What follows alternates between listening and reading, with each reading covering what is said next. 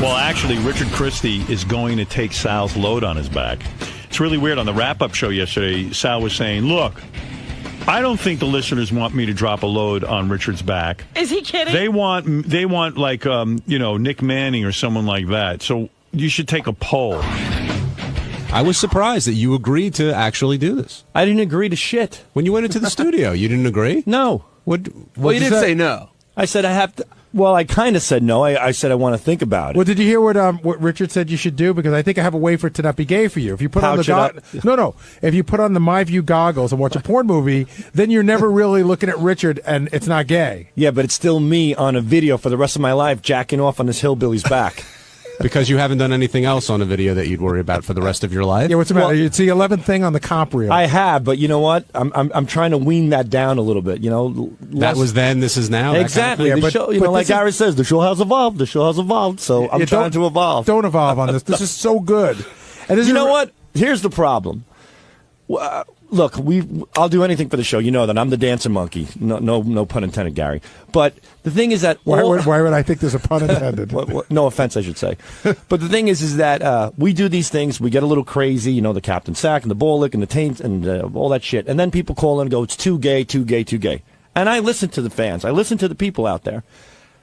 I want to know, this to me is the ultimate act of gayness. I mean... But I think it's all on Richard. I think if you're not looking at Richard, if you got the goggles on, you're watching your granny porn or your piss mops or whatever it is that gets you off, right? And you're not looking at Richard, then I think the gay part's on Richard. Well, here's my question. What I think we should do is we should poll the fans in advance. No. This is what we want. I think we go on Howard. It's not a democracy. Howard knows what's funny. He doesn't poll the fans. He's got a funny idea, and this is what he'd like to do. I'm the guy stroking my cock on this redneck's ass. And Howard's asking you to do it. Oh, hold on. Well, you're saying poll fans to see who does it? Is that worse than getting your balls licked? Is that worse than other things that you've done? Hold on. You guys are strong-arming me right now. Let me finish. Yes, you are. You're putting Howard's name into this. Well, because Howard asked you. Howard wasn't looking for a poll. Okay, but calm down. Easy does it. Slow down, boy. What I'm trying to say is that let's put a poll up this time and see if people really want to see this. And if they do, you know what? I'd be happy to, come closer to my decision. Can I be you for a minute? Howard is an entity. He's never asked anybody's opinion. He's always thought about, he knows what's good for the audience. He has these great ideas. Howard never polls the audience to see if they want something. He just does it because he's got an instinct. And his instinct on this is, it's funny. And he wants to see it. He said that. So Gary goes, we're not going to take any polls, Sal. Howard decided it's better if you drop the load, and that's the way it is. So meanwhile, they put up a poll anyway, and of course... They want Sal. 48% of the people want Sal. 25% of the people say a porn star should do it, and 27% people say no one should do it. So overwhelmingly, the audience wants Sal to go to a hotel. Well, yeah, why would they want a porn star who they don't know? Right, and then drop a load on Richard's back. And so Richard really wants the guy from Family Guy. What's the guy's name? Seth MacFarlane. Seth MacFarlane. On the show. Yeah. And so I booked Seth MacFarlane. And now? He's coming on the show. Is Sal going to do it? Yeah. Sal's going to drop a load on Richard's back. And they're going to be in a hotel room. That's going to be the funniest thing. What's up? Richard's trying to back out. Can't back out. I just booked Seth MacFarlane. Right. He told me the deal was on.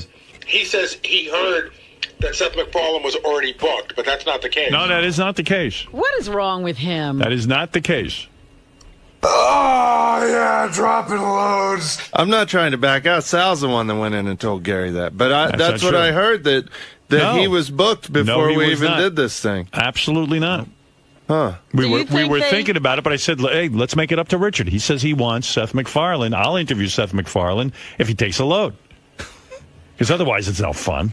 It's no fun if I don't take a load. Do you think they're just doing this to get you to have a load on your back? Well, I mean, very gullible, so... So when are you guys going to go to the hotel and get the load on your back so we can listen in? That's up to you, I guess. He's not going to do it that day. He's going to do it before. Well, I want to make... it should happen that morning, Howard. Okay, that morning. Yeah, I want to make sure Seth MacFarlane is sitting in the green room. All right, that's fair. I don't want to get a load on my back and then he's late for the show. That'd be good. Seth MacFarlane calls in and cancels. Yeah, well, that's the irony. This is what's going to get Seth MacFarlane not to do the show.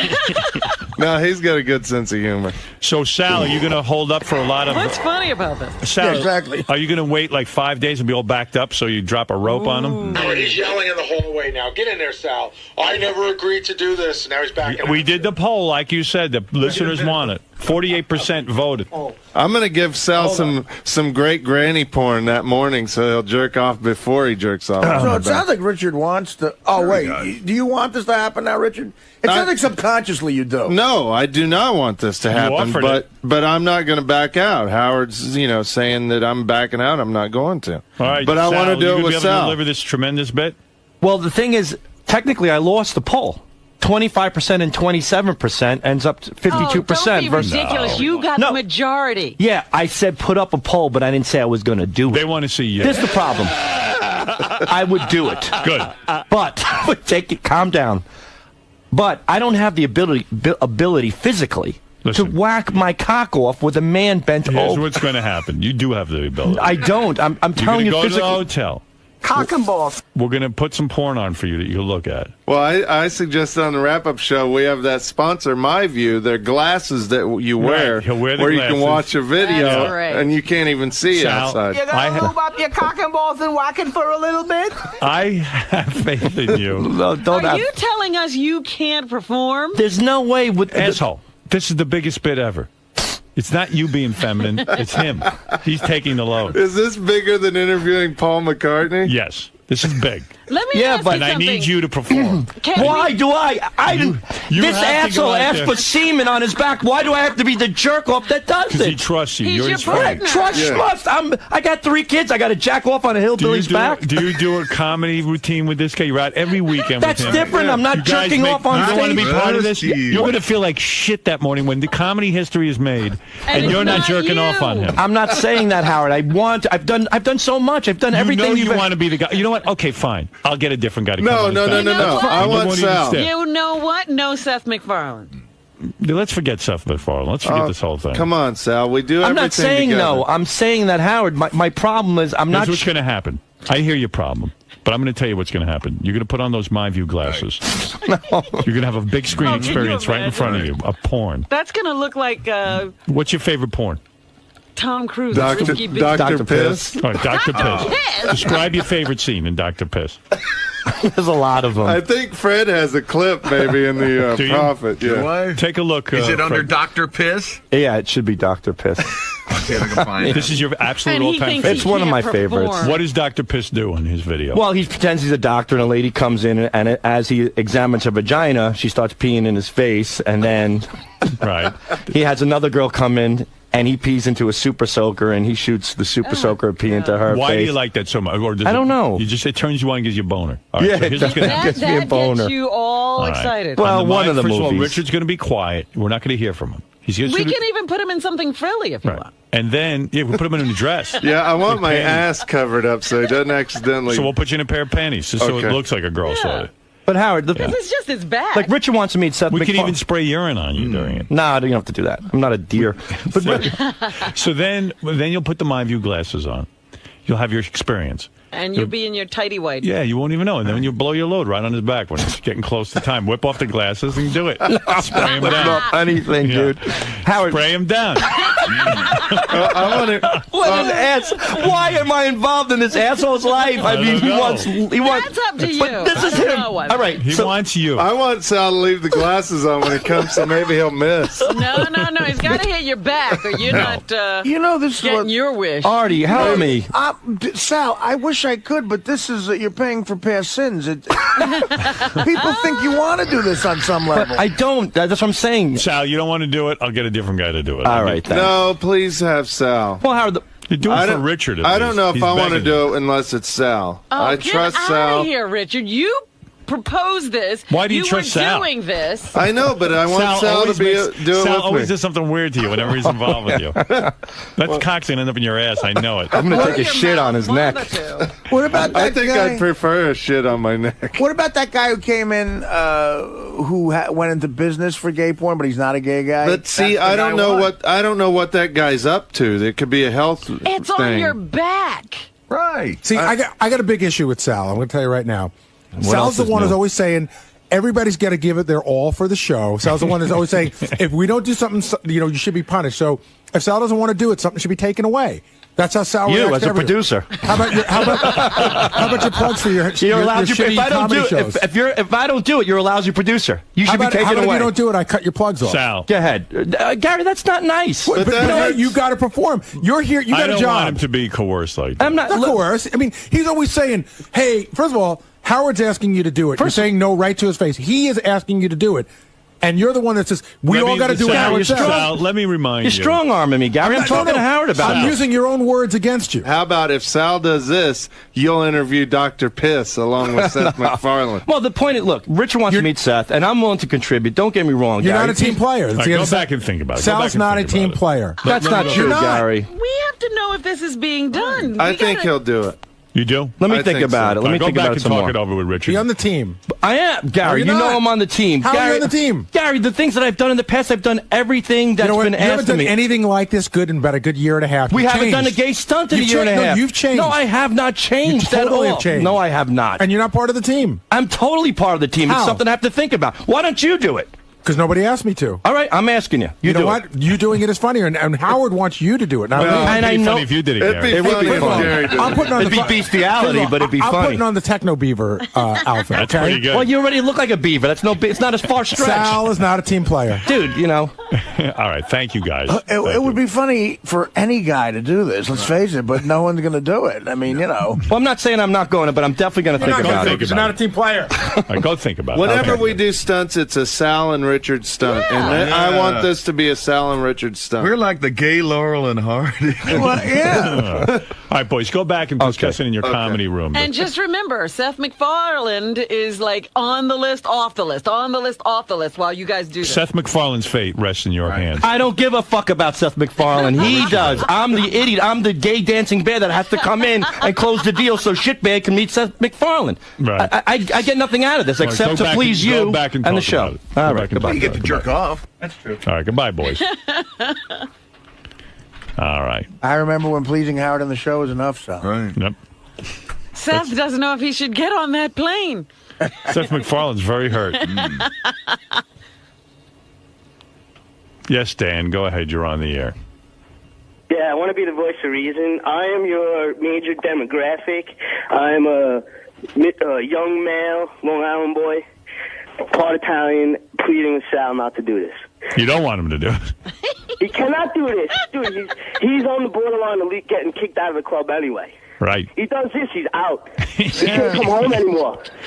Let's go to Matt. I have Matt, to say, I He agree can't with the cross kid. the border. Matt, you're on the air. But I'm in Jersey. Yes, Matt. Morning, Howard. Morning. Yeah, I agree with the last call. Adam and Sal should go through with this. I don't know. It sounds kind of intriguing to me. I think Gary would be much more interesting. You want to see Techno Beaver? See, this is probably Sal's friends calling. You in to want get off Gary the in a hook. No, I'm not. Techno Beaver costume. All right, J-Man, you're on the air. Go ahead. Hey now. Hey now. So, I don't know. I just don't think you're listening to the listeners. Because if only 46% want him to do it, then that means the majority of your listeners do not want Sal to No, you didn't hear the poll. on the air. No, 25% want a porn star to do it. Right, that means not Sal. And then the other 20-something Only 27% of the people think it shouldn't be done. So 48 and 25 is how much, Robin? Oh, God. That's 13 like, carried the 1.5. 73%. Want it done. Clear majority. No, that meant the majority want Richard to take a load on his back, but they don't want Sal to do it. Yeah, but we're saying they want the load on the back. The load on the back isn't the question. Yeah. I don't know. I just think Sal can't do it, man. I don't know. I don't know. All of a sudden, everybody's backing out. Now, everyone said it was funny for Richard to take a load on Well, the back. they're talking more about Sally's people. Richard, I think, is still But it's get Sal, the load. Sal objecting and saying maybe he shouldn't do it that's calling this into question. It would just be getting done if he would just go along. Well, anyway, maybe we should get off this topic. Gary, you're being pretty hard on him, man. Fuck him. You know what? He's the first one to run him when somebody won't do some dumbass shit that he wants. You're not on the team. You know, we're all here for Howard. And then all of a sudden, when he finds himself in that position, he's got a double standard. Do you think there's any way we can convince him to do this? I don't think he should do it. No, I think he should do it. If he doesn't want to do it, then he's dropped a couple of notches in my eyes. Guys, what's going on? He's going to do it. Right, buddy? Come on. You'll be looking at Dr. Piss. All I got to do is lay on the ground. Just jerk off that morning so you don't have much load. That doesn't. All you gotta do is dribble on me. That won't be that big of a deal. All right, we'll see. Gary says you're not a team player. That's totally wrong. That's ridiculous. That's Gary's way of psychologically stressing me out. No. I'm such a team player. You're the first person to talk about. You say Lisa's not a team player. Whenever somebody doesn't want to do something that you find funny, they're not a team player. And you say that I'm an asshole. I'm a bad producer. Here you go. If you don't do it, you're fired. Now I'm a great producer. All right, there you go. But how about this? What other office in the world has their boss convincing one of the workers to jerk off on another guy? Right. In the grand scheme, we're just trying to do what's best for the show. Right. But you're trying to get Sal to jerk off on a guy, and that's you're trying to get me to jerk off. He's following you're his through. boss, and you're trying to tell him to jerk off on a guy. I just think it's funny that Sal's got this big double standard. I don't have a double standard. You do because it's something that I don't want to do. Right, and when we all have the right not to do something now. But when somebody, I've done everything. Hold on, when somebody else doesn't want to do something, that's when you tell them they're not a team player. Lisa didn't want. Okay. Not that they're the same thing, but Lisa didn't want to be in your talent show, your newsroom talent show. Right. She didn't want to play the cello. For whatever reason, it's not up for you to decide. Right. She's not a team player. Lisa never does anything I want. This is bullshit. You should get rid of her. You said, no, you said a bunch of. All right, she should be fired. I didn't say she should be fired. You should say we shouldn't let Lisa be on the air anymore and reap the good benefits. No, but there are things that we all don't want to do. Okay, Gary, she didn't want to do that. You made me see the light. From now on, I'll never say that nobody's not a team player. That's what else can I tell you? That's another lie. Okay. No, it isn't. It is. You will say it before Christmas. You'll say it. Okay. So because I call somebody else not a team player doesn't mean I'm a hypocrite now all of a sudden? Yeah. Because I don't want to take my cock out and jerk off on a man's back? You're being a hypocrite. No. There are standards that people have, and that's where I draw the line there. So then why don't you? Why don't you respect someone else's standard? I do. No, you drew the line. Well, you drew the line and you trashed the shit out of her my opinion. for a month. I expressed my opinion on that. No, you didn't. Yes, I did. I said she's not a team player for playing the violin. It's okay. A big so I difference. expressed my opinion. You're not a team player. Okay, for doing this. and you're not. You clearly don't care about the show or Howard anymore. You've gotten big. Oh yeah, really? Now that you're a big shot with your fucking Richard and Sal show, you don't need Howard. Oh my God, that's funny. That's the funniest. Let's see if Sal can fit his head through the door. Rich, are you a little bummed out that this might not happen? I would be ecstatic if this didn't happen, but I don't want to let Howard down. I want it to happen with Sal. And everybody thinks he's going to back out. I know Sal, he won't back out. I have full confidence in my buddy. And if it's not Sal, you're not going to do it? I don't know. I got to, you know what? I would say I have to check with my doctor, but how do I ask my doctor if it's safe for me to get a load on my back?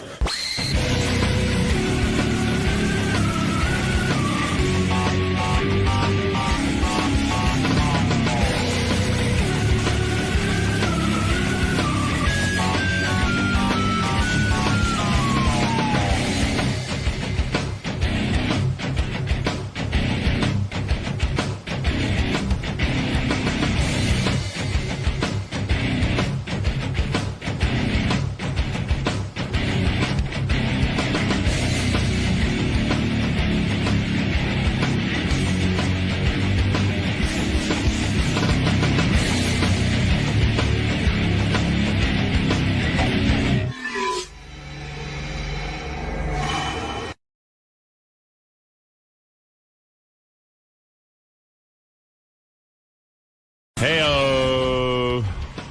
Yeah, first off, I have to mention that I don't want to get into a whole long thing about it either, but Richard Christie's, I smelled this rotten cheese in the hallway, like something just smelled like shit, and I looked in Richard's room, and he was shoveling in some sort of, like it looked like a spaghetti, like a white spaghetti, like maybe spaghetti covered in cheese, and the whole hall just stinks to high heaven. Was this yesterday? Today, this morning, going on right now. Somebody's eating cheese and spaghetti Richard this Christie. morning? Yeah. Ooh. It's his birthday. He told me last night, he goes, I'm going to do my favorite thing on my birthday. Which is what? And I realize his birthday is April Fool's. I'll tell you what it is. I get a pizza. Where do you get a pizza from? Well, that's for my meal this afternoon. Yeah, what is the pizza from? Just so Papa John's. I get a pizza from Papa John's, and I watch Halloween 2. No, part 1. Part 1. And 3. And 3. 1 and 3 he watches. Yeah. Those are my favorites. Why not 2? If I had time, I'll watch 2. Right. Papa John's Pizza, dude. You could do a lot better. You're in New York It's City. a tradition. I've been doing that since 1996, and I don't want to break tradition. What's that crap you heated up? Oh, I got to thank my buddy Richie Rings for my birthday. He got me Carrabba's Chicken Brine. It's my favorite meal Chicken brine. ever. It's chicken with goat cheese, sun-dried I tomatoes. knew I smelled cheese. Yeah. Would you heat it in the microwave? Yeah. Where do you heat it? Where is the microwave? In the kitchen by the snack machine. So How it's does it- coming through a door and everything. the whole hallway reeks from that. Ronnie was complaining about it. Yeah. It too. really smells like vomit. It No tastes offense. better. It tastes a lot better than it smells. You know, happy Somebody- birthday. Thank you. Somebody Happy mailed it birthday. to you? No, he brought it yesterday. From where? Where's Carrabba? Connecticut. Connecticut.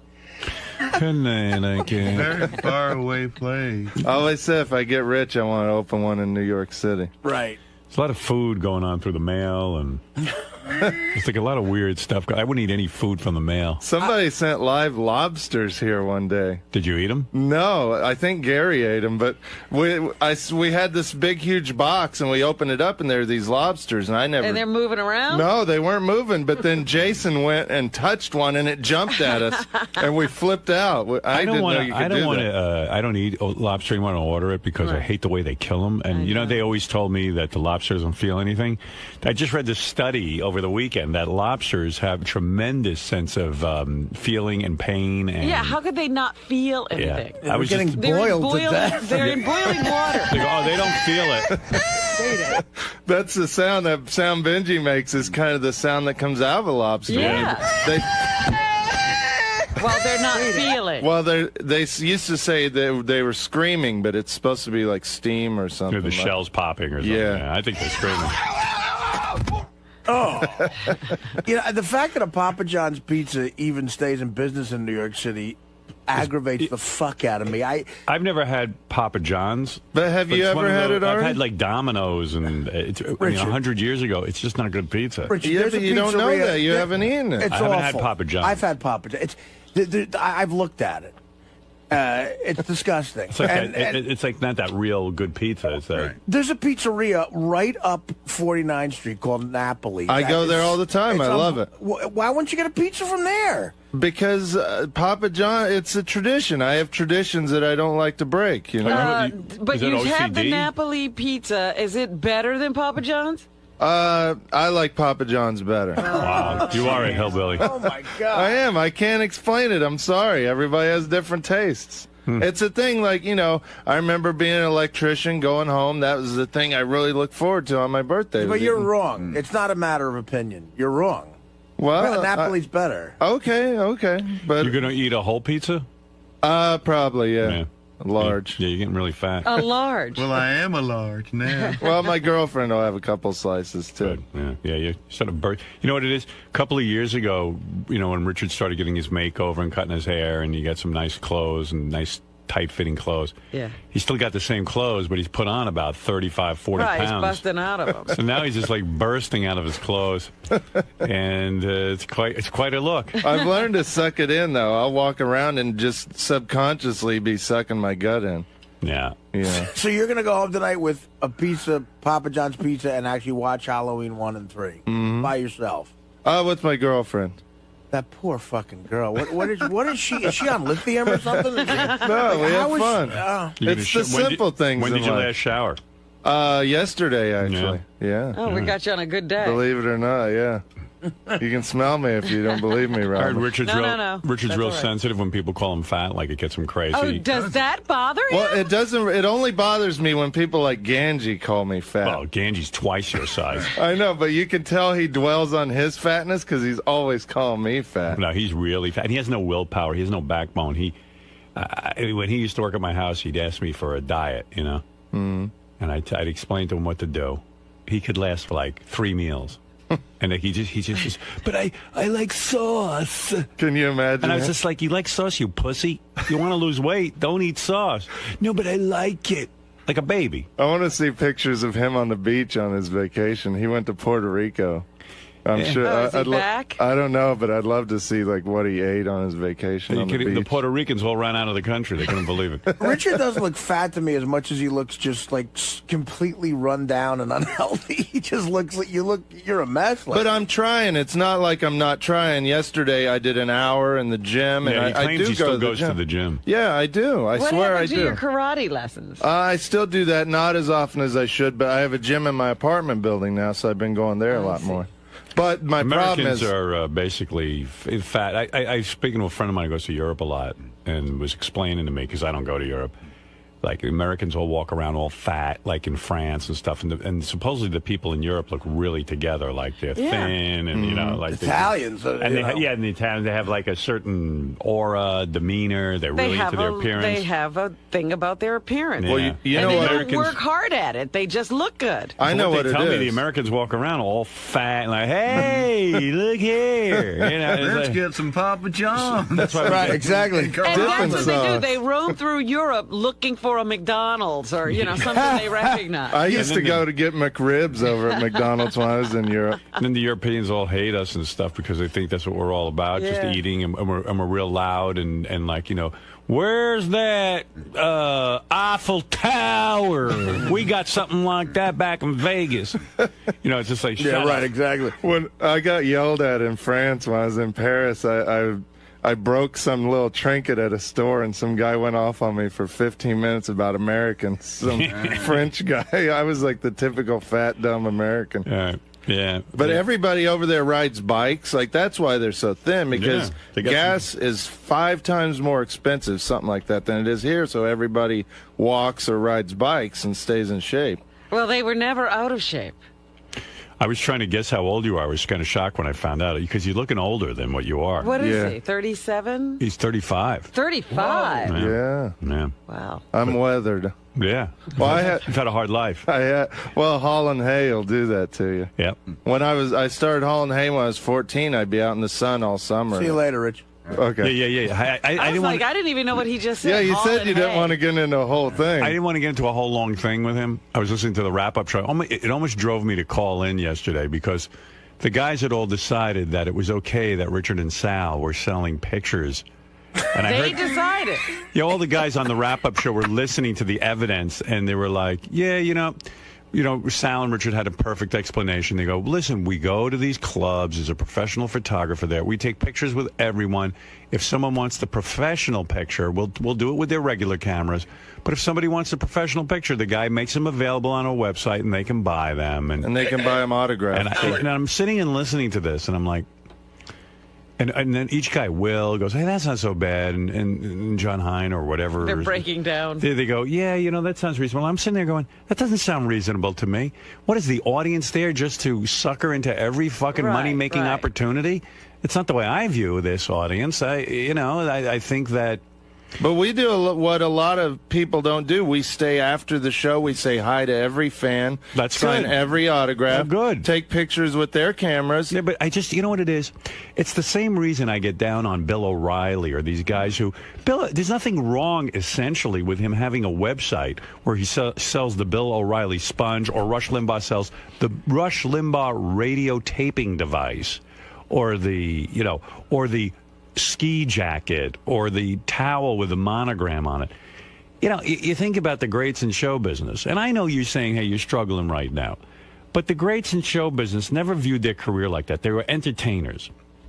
They'd go out and make their money entertaining, and they didn't look at the audience like just an endless cash machine where they would go out. And I know you could say to me, well, Howard, you're doing really well. You don't have to do this kind of stuff. I was making 10 cents an hour, But I never looked at the audience like, gee, you know what? Maybe I could charge him for a picture. Maybe I could charge him for this or charge him for that. There's a certain pride, a show business pride, that you go, you can't look at your audience like, maybe I could sell him a sponge with my name on it because some people want it. Yes, some people want it, but maybe you don't want it. Maybe you want integrity. Does that make sense to anybody? Yes. It does, but what if you don't have the ability to entertain? Or no integrity, or no integrity. Well, then you get out of the no business. integrity and no ability to entertain. Let me give you an they have idea. the ability to entertain, but you're not doing that thing. No, you guys, and you do have an act, and Howard's right, and you can entertain people, but you're not doing that move where you're charging more for an autograph thing. Right? Yeah, I'll tell you the whole thing.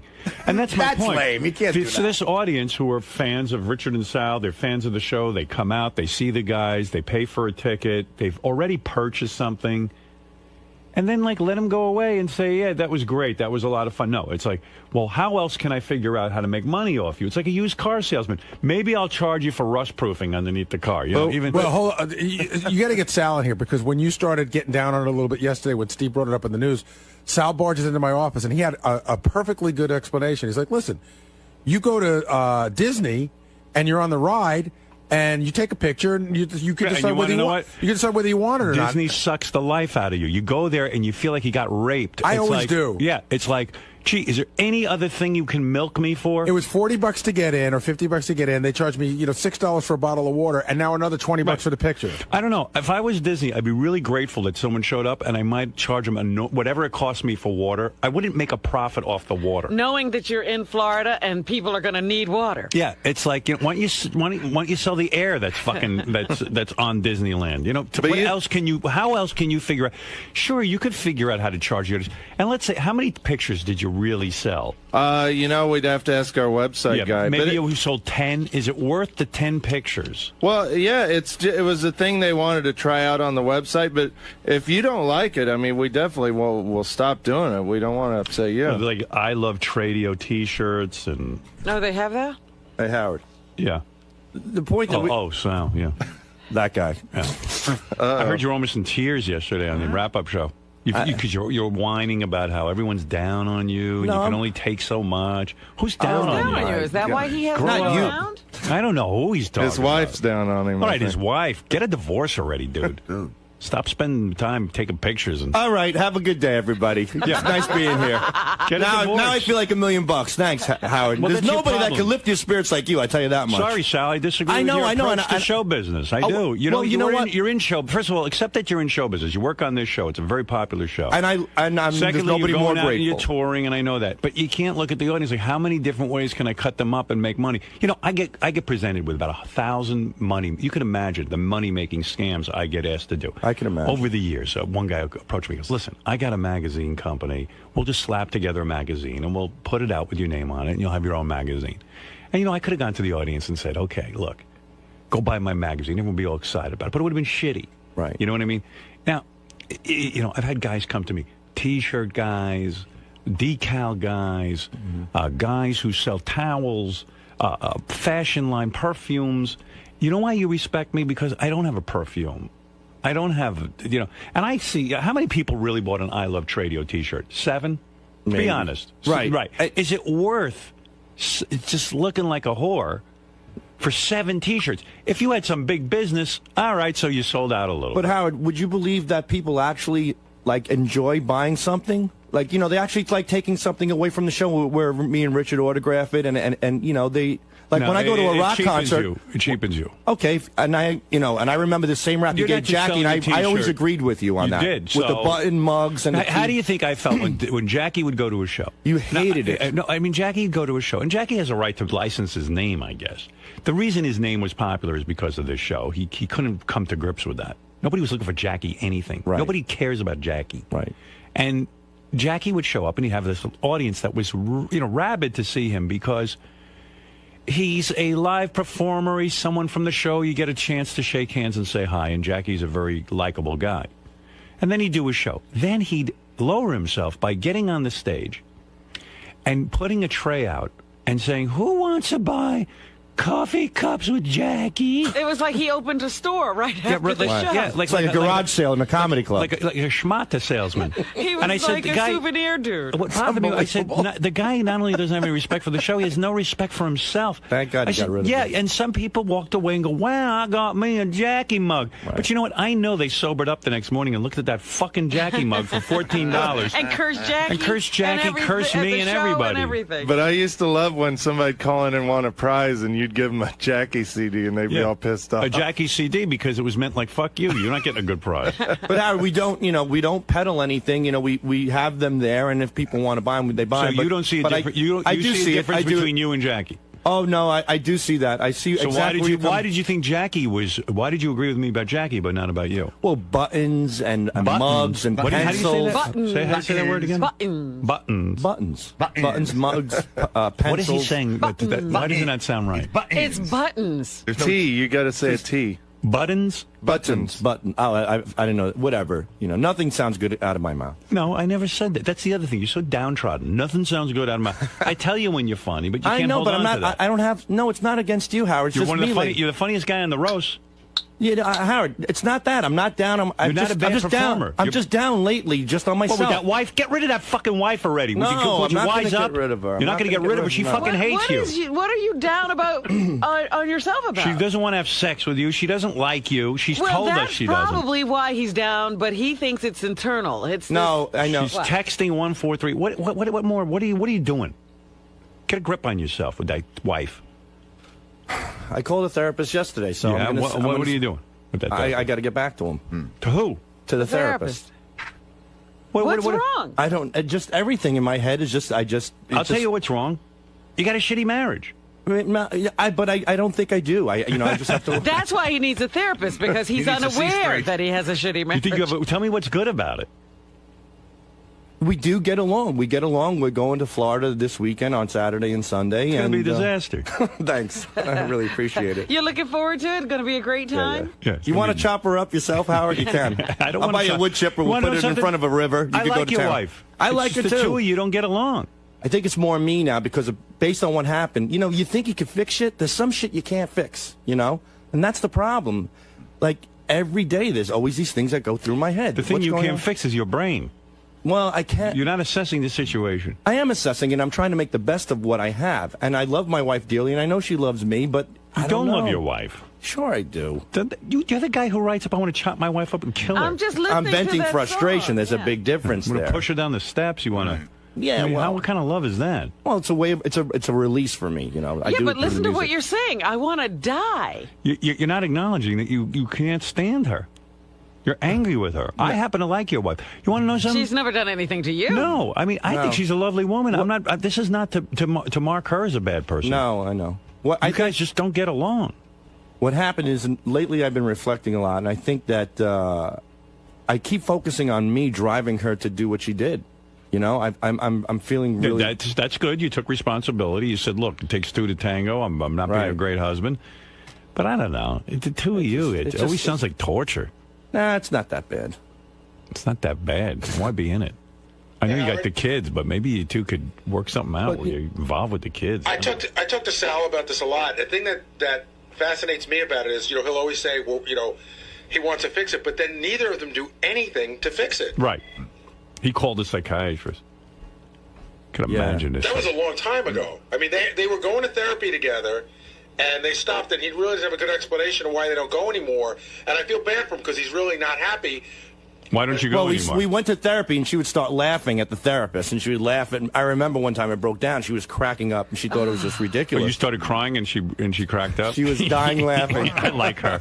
She's funny. I should marry her. If I wasn't married, I would date her. Yeah, she has a great sense of humor. I'll take Beth. She's more forgiving. She ain't looking for you. I know. She's a sweetheart. Sal's wife got a standing ovation at her comedy show the other night. She was there, and the crowd, when Sal mentioned her, they flipped. Yeah, Sal can't get a break. Even his fans like they like her better than yeah. So we went to therapy, and she starts crying. I start crying, and she starts laughing, and she's like, "Look, I'm just trying to make light of the situation. You're overreacting." I'm like, "I'm overreacting. Did you realize what you've done to me? It's not me with 143 my fucking phone, So we would leave, and she's like, "I just can't believe you just spent $180 on therapy." I'm like, "Well, I'm doing this for us." She's like, I could have bought a new pair of jeans. You could have bought a new pair of shoes. Right. I'm like, oh, wow. Your insurance will cover your therapy. Yeah, your insurance. No, I don't know. Insurance. And called insurance and order a Papa John's. So we kind of I just said, you know what? Forget this therapy. Forget this lady and all this other horse shit. She's not into it. Yeah, she's not into it. That $180 is a lot of money. It was a lot of money. Yeah. And that's it. So, but we've been getting along. I know you're making an assumption, Howard, that it's her, but... When's the last time your wife hugged you and kissed you and said, you know what, I love you? You know, she did that... Tisha B'Av, I think, in 2002. I'll tell you, it doesn't happen much, but she did it 2 days ago because I broke down. I flipped out. You flipped out? Yeah. Oh, is this where I heard about this? You flipped out in front of the kids? Yeah, and it was the first time I did that, and I just wanted to... What happened? I've never flipped out in front of my kids, and that was the most... How'd you flip out? How'd you flip? I'm getting 100 phone calls a day for the show in the hallway. There's a lot of pressure on me, and and thank you to everybody for being involved. So I'm trying to do that. Then I'm getting a phone call. I'm getting 16 text messages. Howard says you're full of shit, and Gary says you're late every day, and Howard says you're a liar about the train. Now I want to know who's texting you. All my friends and stuff. The Gavones you hang out with? Who are all jealous? Whatever. I'm just... Are you jealous because they have a hot wife and you got a great job? Probably. But I'm not... Those Gavones? Right. And that's who you listen to? No, I'm just saying these are coming in. I'm not Anybody who ever texted me and did that would never have my text number. I would never be friends with them. Right. They could drop fucking dead. Because what do you need? You were sick, right? You didn't need those texts. Right. You would allow someone in your life... Name the people who text you. Name a guy who texted you that. Ian. Who's Ian? Is he a buddy? Ian's my miserable Jewish friend, yeah. He's a Jewish friend, miserable guy. Very miserable. And he texts you, hey, Howard says you suck, Howard says this, Howard says that. He said, what's going on? Howard says you're full of shit about being sick. And I look at it. Listen, take my advice. This guy, Ian, drop him like a fucking hot potato. He's trouble. He's a jealous prick. Look at me. You don't know what a friend is. Right. Friends don't do that. They don't rile you up when you're home relaxing or getting better from being sick. Don't Right. you get it? Don't you protect yourself from people like that? Don't you think you're better than... you got a wife who treats you like a shithead. Now you're letting your friends walk all over you like that? You say, fuck You got nowhere to turn. You say, fuck her. Lose my phone number. Right. Never text me again. You're dead to me. Stand up for yourself. Yeah, but don't be a maggot in I don't life. think his tent was malicious. But... No, you're a victim. You don't think it was malicious. How much more malicious does it get? Right. Hey, guess what, asshole? Your boss thinks you're a shithead. Feel better. Scumbag Ian. Tell Ian to fuck off. I know. And that's the point. Right. In The Godfather, when the guy goes, act like a man, not just with your woman, but with everyone. I've told Richard I've cut everything out of my life now. Like everything. Me and Sal have been reading that book, The Secret. Yeah. That Hulk Hogan talked about on the show. Do you guys sit on his lap and read together? Or do you guys do everything? I didn't start reading it yet. He read it, but he gave me good advice that you have to wipe out all negativity in your life. Well, you don't see Ian as being negative when he texts you and you're Ian makes me feel better about myself because he's really miserable and down and out. Yeah, but he's not helping you feel better. You're looking at his miserable life, saying, I'm better, but as soon as he contacts you, he brings you down. Yeah. Here's what a friend does. Dear Sal, I hear you don't feel well. I hope you feel better. He did that too. I texted him that. Yeah. Well, you're a friend. You're making him feel better. I love him. Did you tell him everything we were saying? Not at all, no. You mean you didn't tell him that we think he's an asshole? No, I just said, say, hey, have a nice day? I said, I hope you're doing better, buddy. Feel better, and I hope you didn't text me, Howard? No, I didn't. Right. I'm not your friend. Your number. Oh, that's true. You keep reminding me. Right. I'm not a friend. I know. He's staying away from you because he doesn't have anything good to say. Right. Actually, I'm a better friend than Ian. He's actually taking care of you. Ian went out of his way. I hate texting. My thumbs are too big. It takes time to type. This guy actually spent time making you feel bad, and you think he's a friend. What can I do today to make this asshole feel even worse? You know, I'm gonna sit there with that dumb text thing, and sit there and punch those buttons. Yeah, I can't call him, but I can text him. And that's no short text. And plus, like you said, Sal, he's Jewish. No, he's a self-admitted, miserable, hateful Jewish person. That's how he carries himself. That's good. That's a guy you want to hang around. What are you talking about? He's Sounds like amazing. you pick from the best I love people. him. I love him. I love you, Ian. Good. Even though you're a miserable prick. A self-admitted Jewish person. Self-admitted hate. What is it called? A self-hating Jew. That's what he is. All right. But I love him. I love the Jews. Good. Yeah, you love everybody.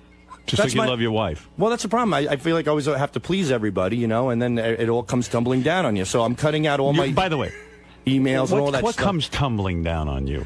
I don't know. You tumble down on yourself. But I think Robin hit the nail on the head. When it all comes down to it, all the stress in my head, when it filters down to one thing, I think it's me and my wife, you know? Yeah, of course it is. Yeah. So that's well, what... of course it is. Who wants to go home and be on edge and be miserable? You got a hot little life. Don't get me wrong. You should be fucking her and having a great time, going out on the town with her. No.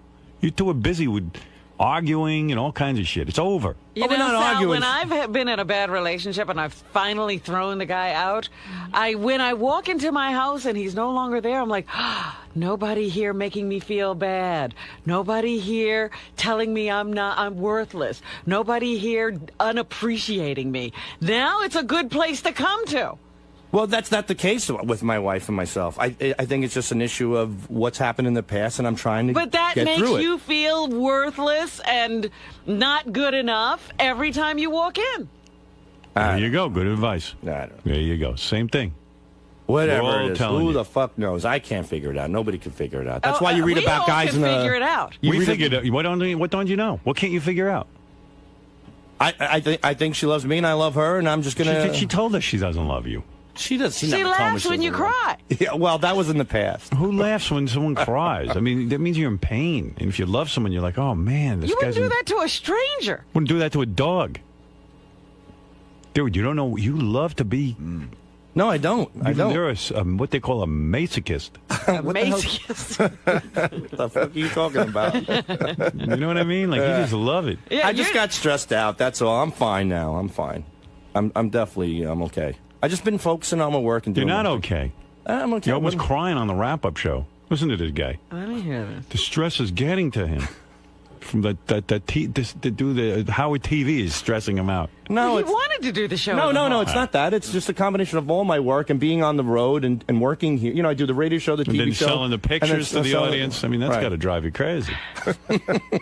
Sal's like super stressed out these days. He looks like unhealthy. I don't think he's, I don't know. I feel bad for the guy. I think he's working way too hard. What's going on? No, it's just a combination of right now, every day after the show, we're filming Show in the Hallway, shooting till 6 or 7 o'clock at night.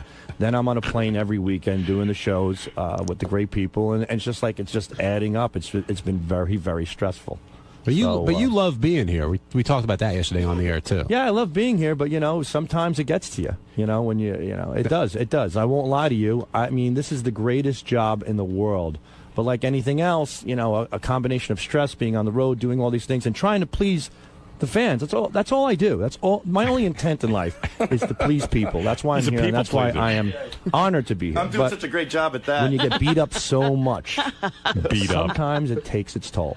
And it's a combination of working real hard and getting beat up. You just kind of snap. I snapped a little yesterday. Wow. Me and Sal are reading a girl's book.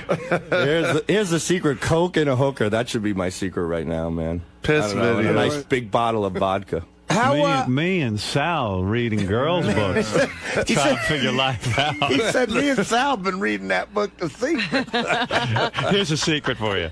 You read the Get a first divorce. page, and I'll read the second. I heard Here's a Hulk secret. Hogan say that it helped him, so I figured I'd try it. I get all my literary tips from Hulk. No, it's just that when you guys, when you're coming up with a plan, and I understand you're trying to do everything. You're doing the comedy shows. You're doing hallway shows. You're doing this show, that show, calling trade. I understand. It's pressure.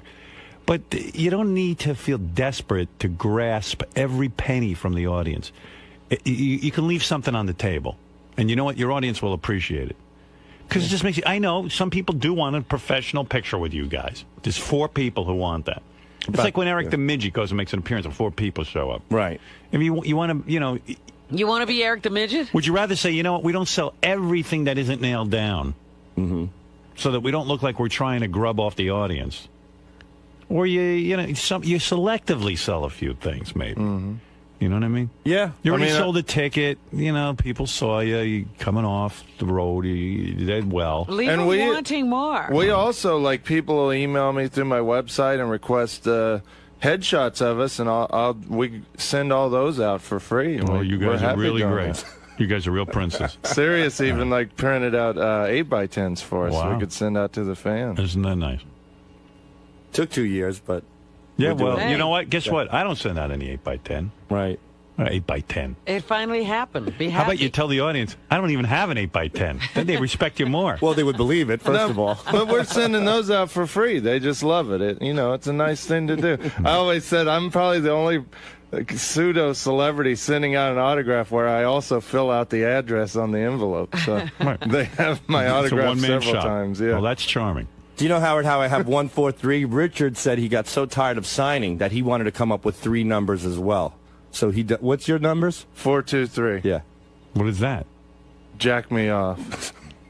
It's just something. I got to get out of this. It's something easy to sign. Why don't you guys go back and read girl books? All right. See how you do. And really, I'm okay, man. Thanks. Yeah, I appreciate it. And you know what? I'll work it out. And how much are the I Love Tradio T-shirts? I don't know. I don't know. You don't I think know? they're 20 Don't bucks you want to know? We haven't made any money off of that. Yeah. So why have it? If you haven't made any money off it. And who designed it? I mean, does it look horrible? What is it? It's dumb. It's like one of those shitty T-shirts we get in the mail all the time that people make on a computer. I Love Tradio. It's like the whole website is hawking this crap. I mean, you guys are worse than like Bill O'Reilly or Rush Limbaugh. I mean, okay. Look at all different designs. You can get I Love Tradio, different colors. You got a mannequin modeling it. I mean, it looks like they're in the shitty clothing business. I mean, that's actually a person that died when they put it on. Why don't you just label it the shitty clothing store? If you really want to look like shit. You want to look like crap? Let's see. What does it say? I'd buy from the shitty clothing Rod store. Stiffington shirt. I mean, how many of those have you sold? Do you know? You know how many. I've autographed a couple of them. Yeah. Probably 2 or 3. All right. Maybe not everything you have to be in business. It's like, you ever see this J-Lo? Yeah.